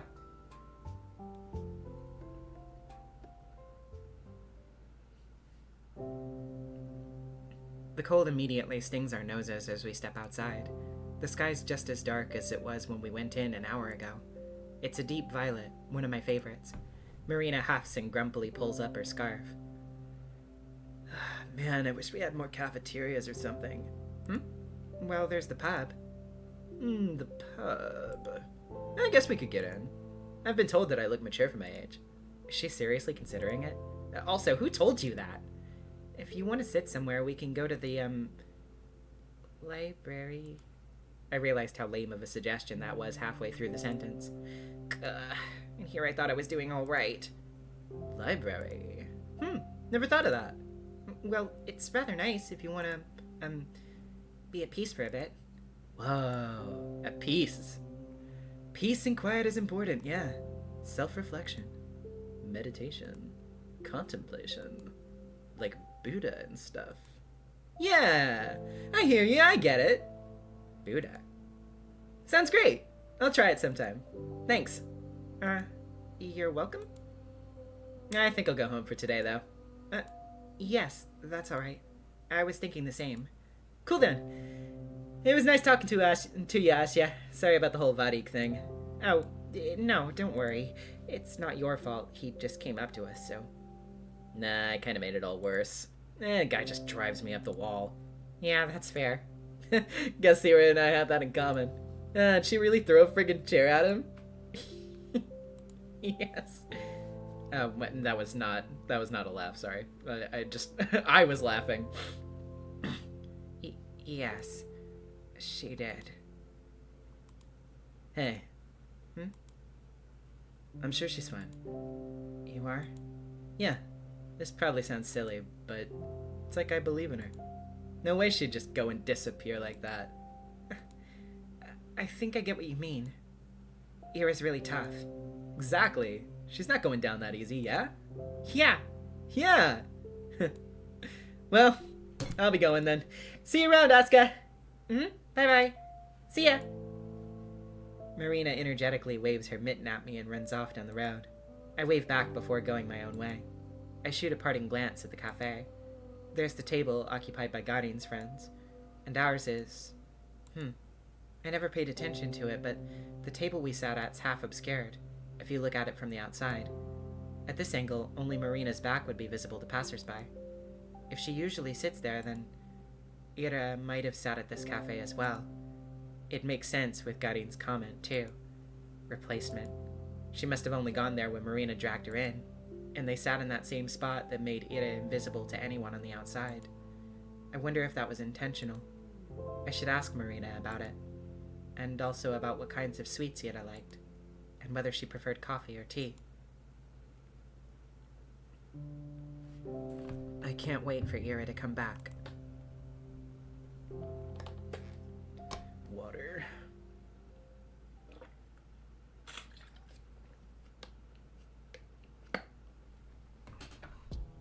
I forgot! I totally forgot! Cutting came up to us and it just slipped my mind.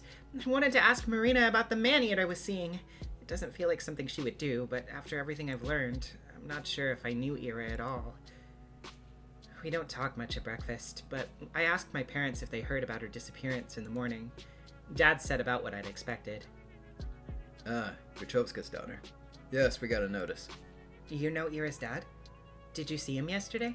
No, we're not acquainted. I don't think he came into work. I see.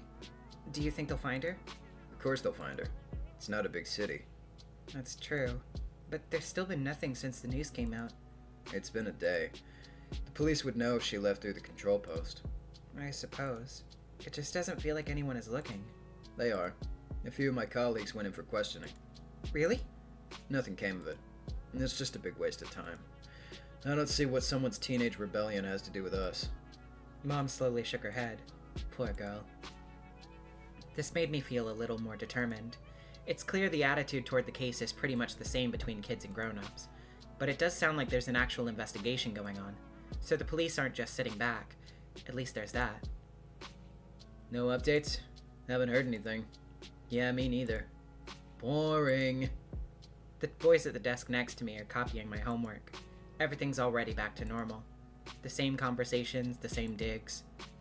Hey, at least Shibune here got herself a new friend. Yeah, what's up with that? Got kicked out of the library? I can't go to a cafe now? Look who's getting sassy. We're only curious, you know. It's rare to see you crawl outside your little cave. And what of it? We're just so proud of you, putting yourself out there and all. Want to hang out with us while you're at it? Man, what are you doing? What? It could be fun. No, it couldn't. Shibune, don't listen to him. Well, how about it? Come on. You're probably all sad after your Orotsuka went MIA. You gotta cheer up a little. She's fine, leave her be. You can go to the movies or something, How's that sound? Jeez, he's just messing with you. Vadim, drop it already. Dude, don't ruin it. She was about to agree. You're such an asshole. I wasn't going to... I sigh. It's always gonna be like this now, huh? Ira might come back soon, but once she's transferred, that's all I'll have to look forward to every day. Don't they ever get tired of this? It's always the same jokes. Although... It won't get any better if you keep doing this. It will only get worse. Worse, huh? I'm trying to imagine what that would be like. She talked about it as if I were being bullied, but that's not really the case, is it? We've all seen Scarecrow. We know what actual bullying looks like. Nobody's hurting me or destroying my clothes. The worst I have to deal with is some tasteless jabs. If anything, I ought to grow a thicker skin. I imagine she meant the boys would get more cruel, but would they really? Don't guys riff on each other all the time? They always call each other names and laugh about it, right? Philip with the 8. Asya should pull the Roderick Dyer of a Wimpy Kid strat on handing Vadim an F-grade paper to copy. Yeah, that would actually be pretty funny. Oh, man. I haven't thought about Diary of a Wimpy Kid in a minute. It's just the way their friendships work. So it's not fair to assume they're trying to make me feel bad. And if they aren't really trying to be mean, what reason would they have to be more cruel? All things considered, they've been treating me rather politely. I mean, I've never been called a dumbass, or an asshole, so... I know it was a joke, but speaking hypothetically, would it really be so bad if I went somewhere with them? They may be a bit rude, but I'm also, well, I'm kind of a wuss, so... No. What are you thinking? Huh? Did you forget? What? Did you forget the last time they caught you all alone? That was a prank. That time No. It was my fault. I just overreacted. I always do. You will overreact again. It will happen again. But Karine wasn't with them. It wouldn't happen now. It wouldn't be the same. That's right. He'll make it worse. Sorry. You're right. I understand. Asya! Marina! Hi! Marina runs to me across the hallway. I feel a little better right away. Hey, got home safe yesterday? Isn't it obvious? Yes, thanks. You? I almost died. What? Okay, so there's this hopscotch on the way to my house. She slipped. Can you believe that? They didn't even sand it. That's a hazard. A deadly hazard. Unforgivable. That's what I'm saying. I told my bro to file a complaint, but he just blew me off. Imagine that. That's so terribly rude. I'm basically crippled and he doesn't even care. Oh no. Is it that bad? My butt hurts. Get well soon. We chat about dumb things like that for a minute or two. I still can't wrap my mind around how natural it feels. It's so much fun, but I can't shake off the feeling that we're trying to stave off a question no one wants to hear the answer to. Marina's been nice enough to set an easygoing atmosphere. It's only natural that I should be the one to ruin it. By the way, have you heard anything from Ira yet? If Marina were a dog, her ears would droop. No. You? No. We never had each other's contacts. I see. Should have figured. I doubt she'd call me even if she had my number. Marina was the person Ira went to. If she did get in touch with anyone, it would have to be her. Her or... Actually, I wanted to ask you about something. Oh? What is it? I look around. The hall is rather crowded, more than I would like. I'm not sure if it's a good place to discuss this. Marina seems to understand what's on my mind.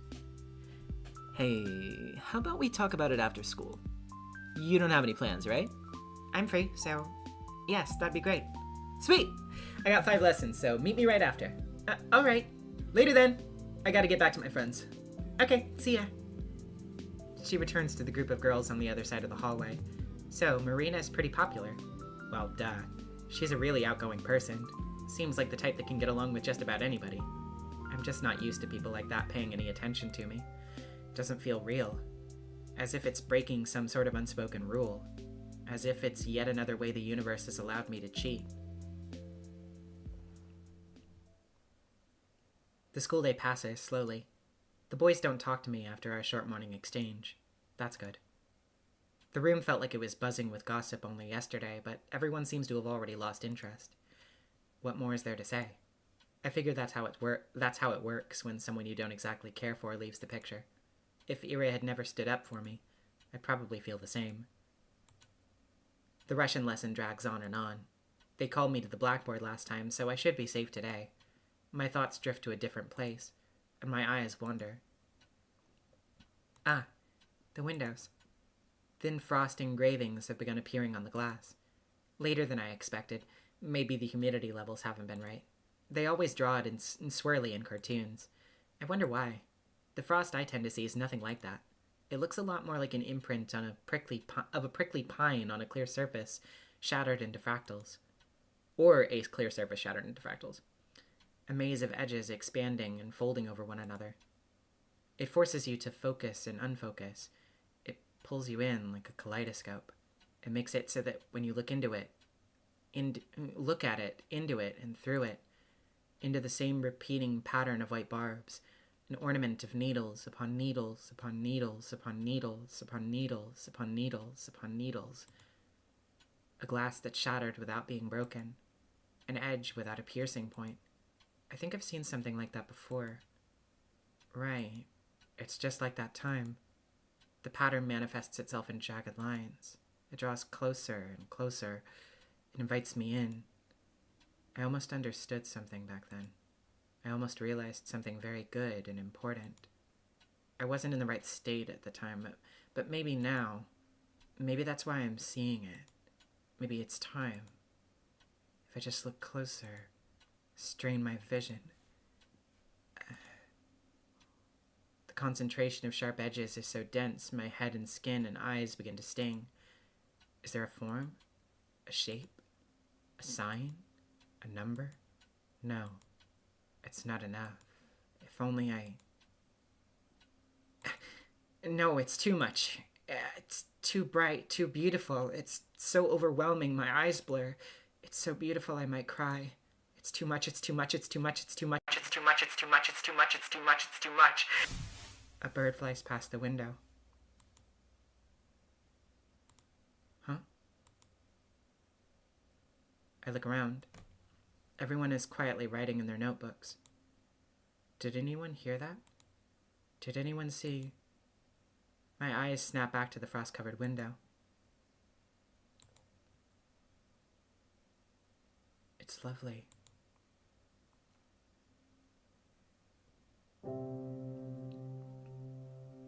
The snow's falling lightly on the yard. The long gray clouds glide placidly across the tundra. I stand by the main entrance and wait for Marina to show up. She should be free at the same time as I, so why isn't she here yet? It's been a couple minutes. A thought occurs, or rather an unpleasant memory. The letter prank from many weeks ago. Could she have... No, that can't be it. Marina isn't like that. I walk down the steps. She might have thought we're meeting in a different spot. It's not like either of us specified we'd be at the school gate. It must be a misunderstanding. Maybe she had PE and used the back exit. I'll scout the perimeter just in case. The snow around the yard's deep and somewhat bothersome to trudge through. Because of that, when you see someone go behind the school, you know they're either doing sports or trying to smoke without being noticed. I don't believe Marina smokes, though. Oh? I hear soft voices coming from behind the gym. Aha! Marina's class must be getting out of PE. I knew it. Maybe I can catch her there. Don't mess with me. Stop playing fucking dumb! Quiet, damn it! I told you, I don't know. I'm sorry. What? You know what's going on, don't you? Think I forgot? He's been saying random shit, staring at nothing. Mom's getting real worried and you know this, right? Right? The boy's voice is so shaky, it takes me a moment to recognize him as Garin. Wait, Garin? This anxious? You had this. Marina. Farik. I'm begging you. Please. Please.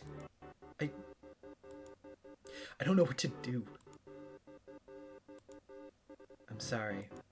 I don't know. I wish I did, but you got better. Listen. Don't give me that. I have a pair of eyes, alright? I know you're not the same or whatever, I get it. But you're functional. So I need to ask you. Please. What? Crud. I wanted to back off all sneaky like, and did that backfire? Why did I have to slip? Asya! You.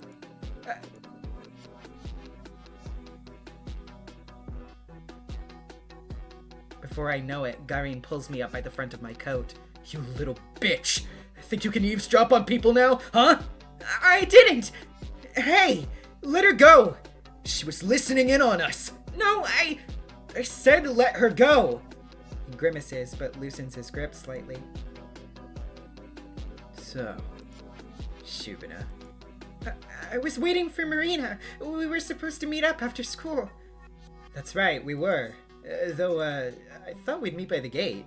You weren't coming, so I thought I'd look for you. And when I crossed the corner here, I slipped and fell. Jeez. You okay? Yes, I think so. So what, you're saying you didn't hear shit? No, nothing. Yeah, right. You suck at lying, Shubina. I'm not! Damn it, Varik! Drop it already! Whatever. Sure. He almost throws me to the side. Marina runs up and saves me from yet another humiliating fall. Piece of shit. I don't believe you for a second. Try and blabber about this to anyone. See where it gets you. Watch your tone. She's got nothing to do with it. Defending her? Why? You know she just heard all of that stuff about you. You want to help or not? You want help or not? Garin clenches his fist. Marina doesn't look at him, instead helping me to get the snow out of my clothes. So you have a way. We can talk later. Oh, wait, no, why not now? I mean, she totally heard everything we said, right? Might as well. Actually, why don't you do a little recap? How about it? Come on, go ahead. Ha. Think you're being clever? This will come back to bite you in the ass, Marina. Yeah, I think I've had enough of you today. Asya, let's go. She grabs me by the arm and pulls me in the direction of the schoolyard. Does she just like dragging people around? Hey! Marina! You know where to find me. Marina doesn't turn around to see Garin's barely hidden pained expression. He glares at me. For some reason, it doesn't scare me at all.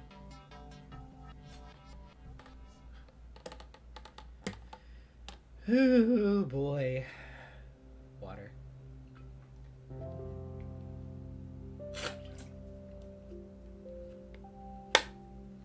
Oh, man. Good scene. Before long, we're out on the street. Marina runs her hand across her face with a frustrated moan. Ugh, what a mess. Sorry you got dragged into that, Asuka. No, I'm alright. I should be the one apologizing. Man, knew I should have brushed him off. That jerk came up to me and said he needed to ask something real quick. Really? Mm-hmm. Thought, well, if it's only for a minute. Worst mistake of my life. Sorry. Maybe if I came faster. Cut it out. That's what I get for entertaining him. So, how much did you actually hear? Huh? It's like I told you. I didn't catch anything, I just slipped. Really? You can be honest, I won't bite. No, I'm serious. I only heard some muffled voices. I didn't know it was you. Okay. That's cool then. So, is everything fine? He was in a really bad mood. No kidding. Been a while since I last saw this guy so cranky. I'm all good though. If you say so. Please be safe. Tell that to Vadik. That squirt better watch out. She proudly slaps her bicep. I've been to the gym. I've held weights. 10-kilo deadlift. That bum doesn't know who he's messing with. Whoa. I'll let him know. Marina's voice sounds so carefree. Does she really believe me? If Garin is right about one thing, it's that I'm just no good at lying. But you know what? That doesn't matter. Marina would be happiest if I forgot about it all, so that's what I'll do. And then my lie will circle back to being true. Bet you didn't think of that, huh? Anyways, I'm hungry as hell. You want to grab a bite? And we can go hang at Sviskoshka again. Sviskoshka's nice, but I don't have that much allowance left. I hear ya. Wait, don't tell me I made you empty your pockets yesterday. I didn't know you were running short. No, don't worry. I'm glad we went. I've been looking for an excuse to eat there anyway. We could get something from the store this time if you don't mind. Sure thing. I was just thinking, wow, it's perfect walking weather. It really is. We leisurely make our way down the street, chatting about this and that. Turns out Marina goes to the cafe several times a week with different people. Classmate A on Monday, classmates B and C on Wednesday, classmates D, E, and F on Friday, and so on. Sounds fun in theory, but I'd probably die if I had to live like that. It's not that bad. If I really don't want to go, I don't. Still, it must cost you quite a lot. I guess. I get plenty of allowance, so it's whatever. I see. That's nice then. It's good when parents are so understanding. Though I wasn't really talking about money. I wouldn't know. I live with my big brother. He doesn't care as long as I don't bother him. And I don't bother him as long as I have cash. It's like we have a contract. Oh, wow. That's pretty cool. You think? Yes. I mean, it sounds fun living with your sibling. And you get to eat treats out at the cafe all the time. Not all the time. Do you think that I'm some sort of sugar addict? So that's where you get all that energy. What? No, listen here! I'm joking! No, I'm serious though. I don't just stuff my face there every day. We go to the movies pretty often. You know, at the community center. You could tag along sometime if you want. You mean it? Of course. The more the merrier. No, I don't know when we'll get any new films over here. Oh, I heard they're bringing in an American flick next week. We have to go. Really? I'd love to. Then it's settled. The whole time Marina and I are browsing through the aisles of the department store, I can't get this invitation out of my head. We'll go to the movies. We'll go to the movies. To a Hollywood film, no less. I'm so happy it's Saturday. A new week can't come soon enough. Isn't that funny? I got the same kind of invite just earlier this morning. But everything about that, even if those boys were only joking, everything about that made me feel disgusting. Funny that. Man, I can't wait to get out of here. The store? The city, dummy. Whew. Really? What, you don't? Well, I like it here. I think it's very pretty. Can't argue with that. I just wish there was more to do, I guess. I know they're planning to expand the place. They'll take the barracks down in spring to build new blocks. And then there's talks about a new sports complex. But that stuff will take freaking years. I'm bored now. Oh, I had no idea about the barracks. Really? Huh, you really live under a rock, don't you? It sure seems like it.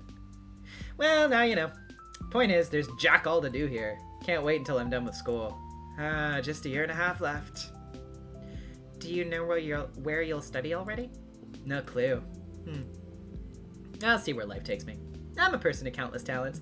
Who knows which one will be my calling? Wow, really? That's pretty amazing. I don't have that many skills, I think. Well, it's all about the mindset. I'll make bank anywhere if I just put my mind to it. As long as it's not math, or bio, or English, or chemistry, or physics, or Russian, or history, or lit. Wait a second. So, how about you? Got any plans yet? Well, I'm only good at writing essays, so probably something in the arts. I thought you were like a top student or something. No, not at all. I do my homework, but when the teacher asks me something in front of the class, it's like my head goes empty. I don't do very well on tests either. Huh. That's surprising. You look pretty brainy. Thanks? No problem. Both of us end up getting fruit juice and sausage rolls. For a while, we walked down the main street and I listened to Marina tell me funny stories. I don't contribute much, but at least she seems to enjoy making me laugh.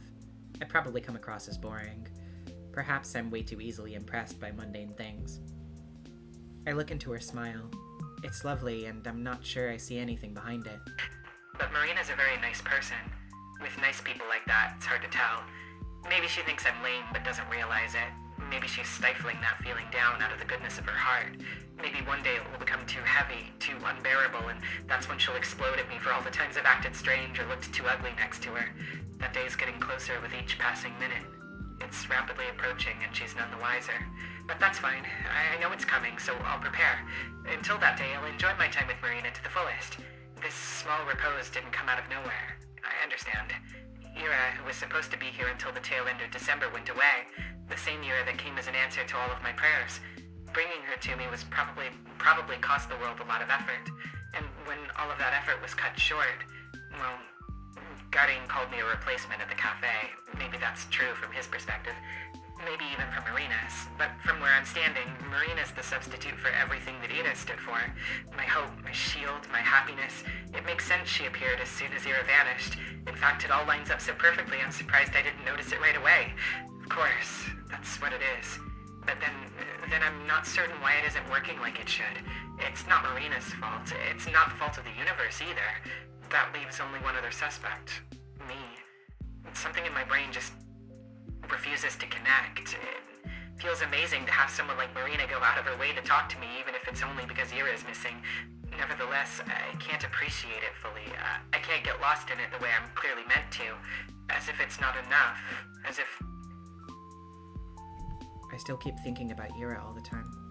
It's only been 2 days since I last met her. 2 days are no reason to panic. Of course, I saw her crying, but it's probably okay, right? Her taking some time for herself is nothing new, and she's really tough, so she'll be fine. Of course she will. Everyone being so blasé about her vanishment seems vapid, but when you look at it objectively, the situation isn't that alarming. I'm just being a crybaby like always. Then again, that is a harmful way of thinking. If I believe the universe has let something bad happen to someone like Ira, then I'd be doubting the world's sense of justice. Not only that, but I'd also be rejecting the privilege I've been given. I want to draw an apt comparison, but all my metaphors are falling short. Maybe I'm like a child who was gifted a doll, lost it, and then started to pout when the replacement wasn't identical to the... No. See? That's what happens. I start comparing wonderful people to toys. What's wrong with me? Even when trying to explain how ungrateful I'm being, I find the most despicable way to do so. I really don't know if I have a soul at all. Are you okay? Marina looks at me expectantly, holding her hands up to the hot air stream. In our aimless strolling, we've reached the warm vents next to the back entrance of the research center. The snow around the chutes has melted, forming uneven splashes of dark soil lovingly sprinkled with months-old cigarette butts. Yes, why? You look kinda down. If you're tired of my blabbering, you can just say so. I can get a bit carried away. No, I was listening, really. Yeah. I just figured you're too polite to tell me to shut up. I wouldn't. I like listening to you. Honest? Yeah, honest. Your stories are fun. And you have so many friends. I'm surprised that, I appreciate you making time for me at all. Ah, please. Am I supposed to sit on my butt eating cake while Ira's gone? I mean, just yesterday. We actually have important stuff to talk about. And heck, it's nice to break off from the schedule every once in a while. Variety's the spice of life, yeah? Right. I kind of put a damper on your plans. Sorry. Dude, I just said it's cool. I like talking to you. It's like relaxing. Relaxing? Yeah. It's weird saying that with the disappearance and all. But when I discuss this stuff with you, it doesn't feel so scary. That's amazing. I've actually felt that way since yesterday. I thought talking about such things should make you anxious, but it doesn't feel that way at all. Right? Now that's scary. What kind of therapy is that? It's pretty strange.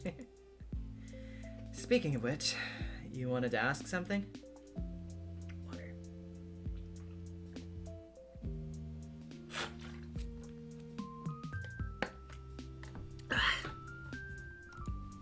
Right, yes. There's this rumor going around, and I don't know if I believe it. Maybe you know. Was Ira seeing some, older man? This. Figure she'd hear it eventually. Yes, I thought it might be true at first. That Ira could have eloped with that person or something like that. But you never mentioned anything of the sort, so it's probably just gossip. Elope? Ew! You? Why? I thought it sounded quite romantic. Romantic? The guy's like 35! Well, love has no age, right? Yuck! Don't go around saying stuff like that, it's dangerous! My face goes red. Did I really say something that embarrassing? Okay, well, I don't usually say anything when others bring this up. Like, if somebody asks me about it, I go, man, I've never seen her do anything like that, what a load of crap. But you, I think you'll understand. That's my brother. Oh. Huh? That guy, the old guy, it's my bro. So Ira and your brother are... No! No, they are not like that at all. Gross. She sticks her tongue out as if she's about to gag. That bad? I would literally die. Oh no. But, what's going on then? If you don't mind telling me. That's fine. I think if anyone should know, it's you. Really? I can trust you, right? You're not gonna run and tittle-tattle the first chance you get, yeah? Of course. I mean, of course not. That's how. Anyways, my brother, Lev, he works in the labs. Like, the ones at the research complex. He's been helping Ira. Helping? With what? I guess you could call it managing her stress. Huh. She has a kind of neurotic condition. Sometimes her head just goes haywire and there's nothing she can do. Lev says it's some brain chemistry stuff. I can't say anything more than that. So, when she got angry at our classmates... No, that's Ira at her soundest, if you can believe it. Oh. You know it when you see it. Sometimes she just can't focus on anything. Any sound, any person. Sometimes her mind gets tangled and she starts to panic. Things like that. I see. You think she was, tangled up the day we saw her? Yeah, absolutely. It hasn't been that bad in a long while. Not even a year ago when she just started treatment. All along. This whole time I had zero clue. The more I learn, the stupider I feel. Just picturing her going through all of that makes my heart ache. Poor Ira. We're lucky, really. I mean, I don't know where she'd be if Lev refused to help. There's only so much I could do. But he got Ira the meds. Meds? Some pills to keep her head in check. They're not the type you can get from a pharmacy. You mean illegal drugs? What? No, don't make it sound so scary. Sorry, maybe I misunderstood. Jeez, it's nothing that bad. It's just a new type of pill, so it's hard to come by. Oh, wow. Well, anyway, I doubt Ira followed Lev's recommendations to a T, but at least she got better for a while. That's incredible. Your brother must be an amazing person. Both of you. Stop it. I didn't do much. Probably annoyed her more than anything. I'm sure you were important to her too. You think so? Well, who knows, who knows. Ira rejected the therapy after all. What? She just flat out refused a month ago. Stopped taking her pills, stopped coming to our place, and, well, you saw what happened. But why? She was feeling better, right? You said it helped. Marina solemnly shrugs. She just decided that she didn't want it anymore. Meds can have some awful side effects, so I can't really blame her. Still, I wish she talked it out with us. Without the pills, those little states will only worsen. Why didn't you say any of this earlier? Why would you keep this to yourself? Why wouldn't you tell anyone? She might be in danger. What if she gets injured when she's in that state? Are you seriously asking me that? I told you why we can't go around telling people she had issues like that. Think about her kid brother for a second. Think about Ira for a second. You really think their family reputation's worth more than her safety? That's not right at all. Jesus, Asya, I'm not saying that. Look, let's say I told the police about Ira's problem. Let's say I told them Lev was helping her. What then? What would that change? Would it point them towards a location? A culprit? Maybe give them a motive. Yeah, I guess there's that.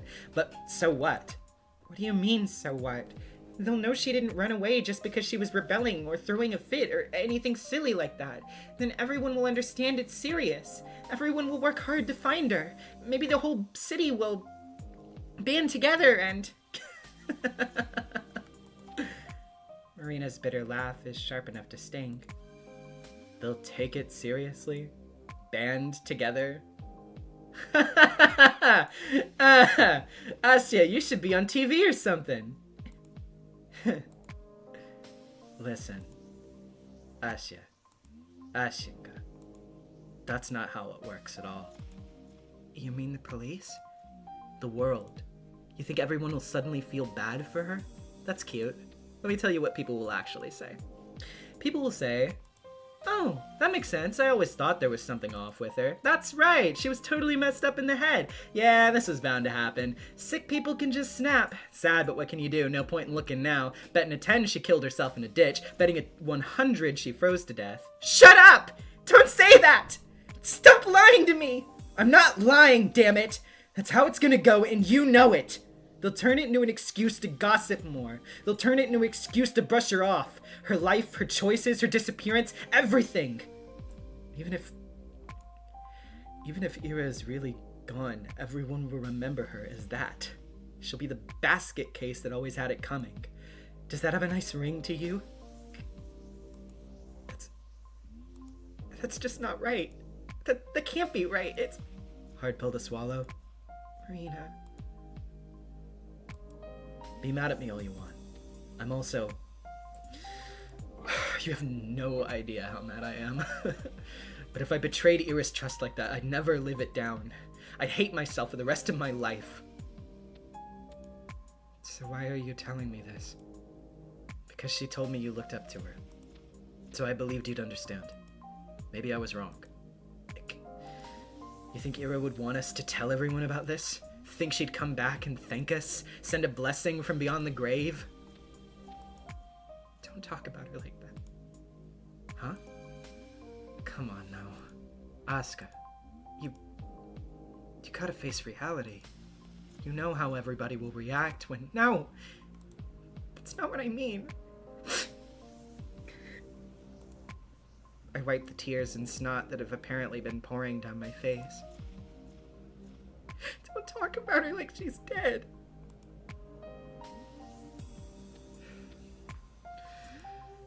Marina's lip trembles. She quickly sniffs her nose and fixes up her collar. I don't really believe she's dead, you know. I want you to understand, alright? Ira kept silent for a reason. I don't know if she's right or wrong for that, but I get it. When people learn about those things, it never turns out good. It's just degrading. I understand. Do you? Yes. You're probably right. Not about everything, but about Ira. I can understand that. But Marina, you're also afraid, aren't you? Hmm? If everyone learns about your family helping Ira with her condition, they'll suspect Lev, right? Well, you said he got her this rare medication. Did Ira's parents know about that? No, but I don't think you're allowed to do that. Are you? Marina, you're a little selfish, huh? no, I'm just... It's okay. I know you're worried about Ira. Really. You helped her because you cared about her, right? Your brother, too. Of course we did. Yeah. So please, don't pretend. Don't pretend you're keeping quiet only for her sake. Or for the sake of Tolik. I mean, I'm not pretending. I know. I just wanted to say, I don't think it's bad that you're also worried for yourself. That's all.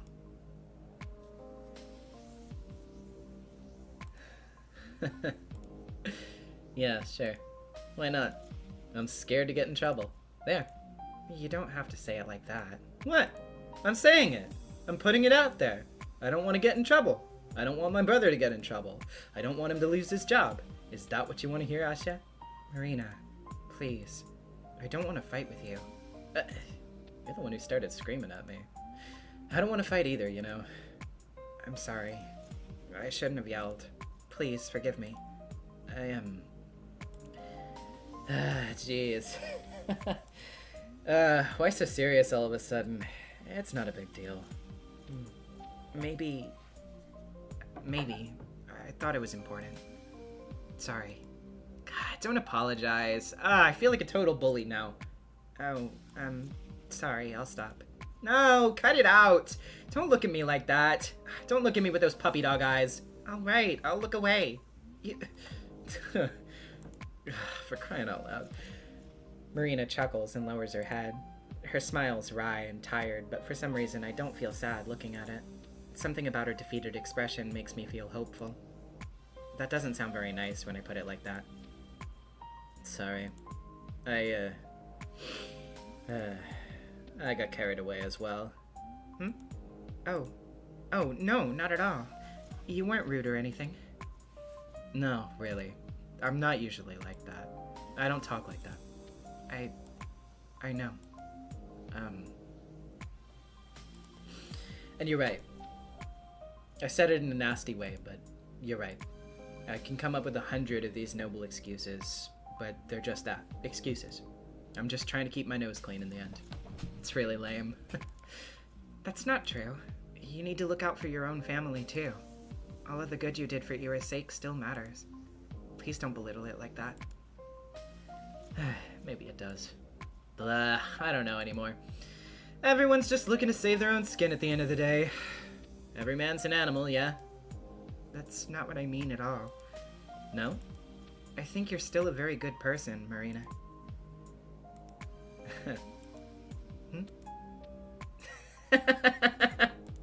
You're a funny girl, Asya. What? Really, I don't know what to make of you. I don't know how it works, but I just want to trust you. How to explain? It feels like you'd never judge a person. Really? At first I thought you were, like, really innocent. Not dumb, but... well, maybe a little dumb. Sorry. I don't think that's really true, though. I don't think you're naive. You know, I can usually make an easy read on people. With you, though... well, maybe it's because I only just met you yesterday. But you're really nice, Asya. Nicer than I could ever hope to be. No. Please don't say that. Nice is meaningless when applied to me. I'm not really charitable. I'm not really kind. I'm not really honest. I've been nothing but a hypocrite this whole conversation, but Marina says all of these things so genuinely, I don't have the strength to shut them down. It's like that love letter, only the other way around. Her kind words aren't really true.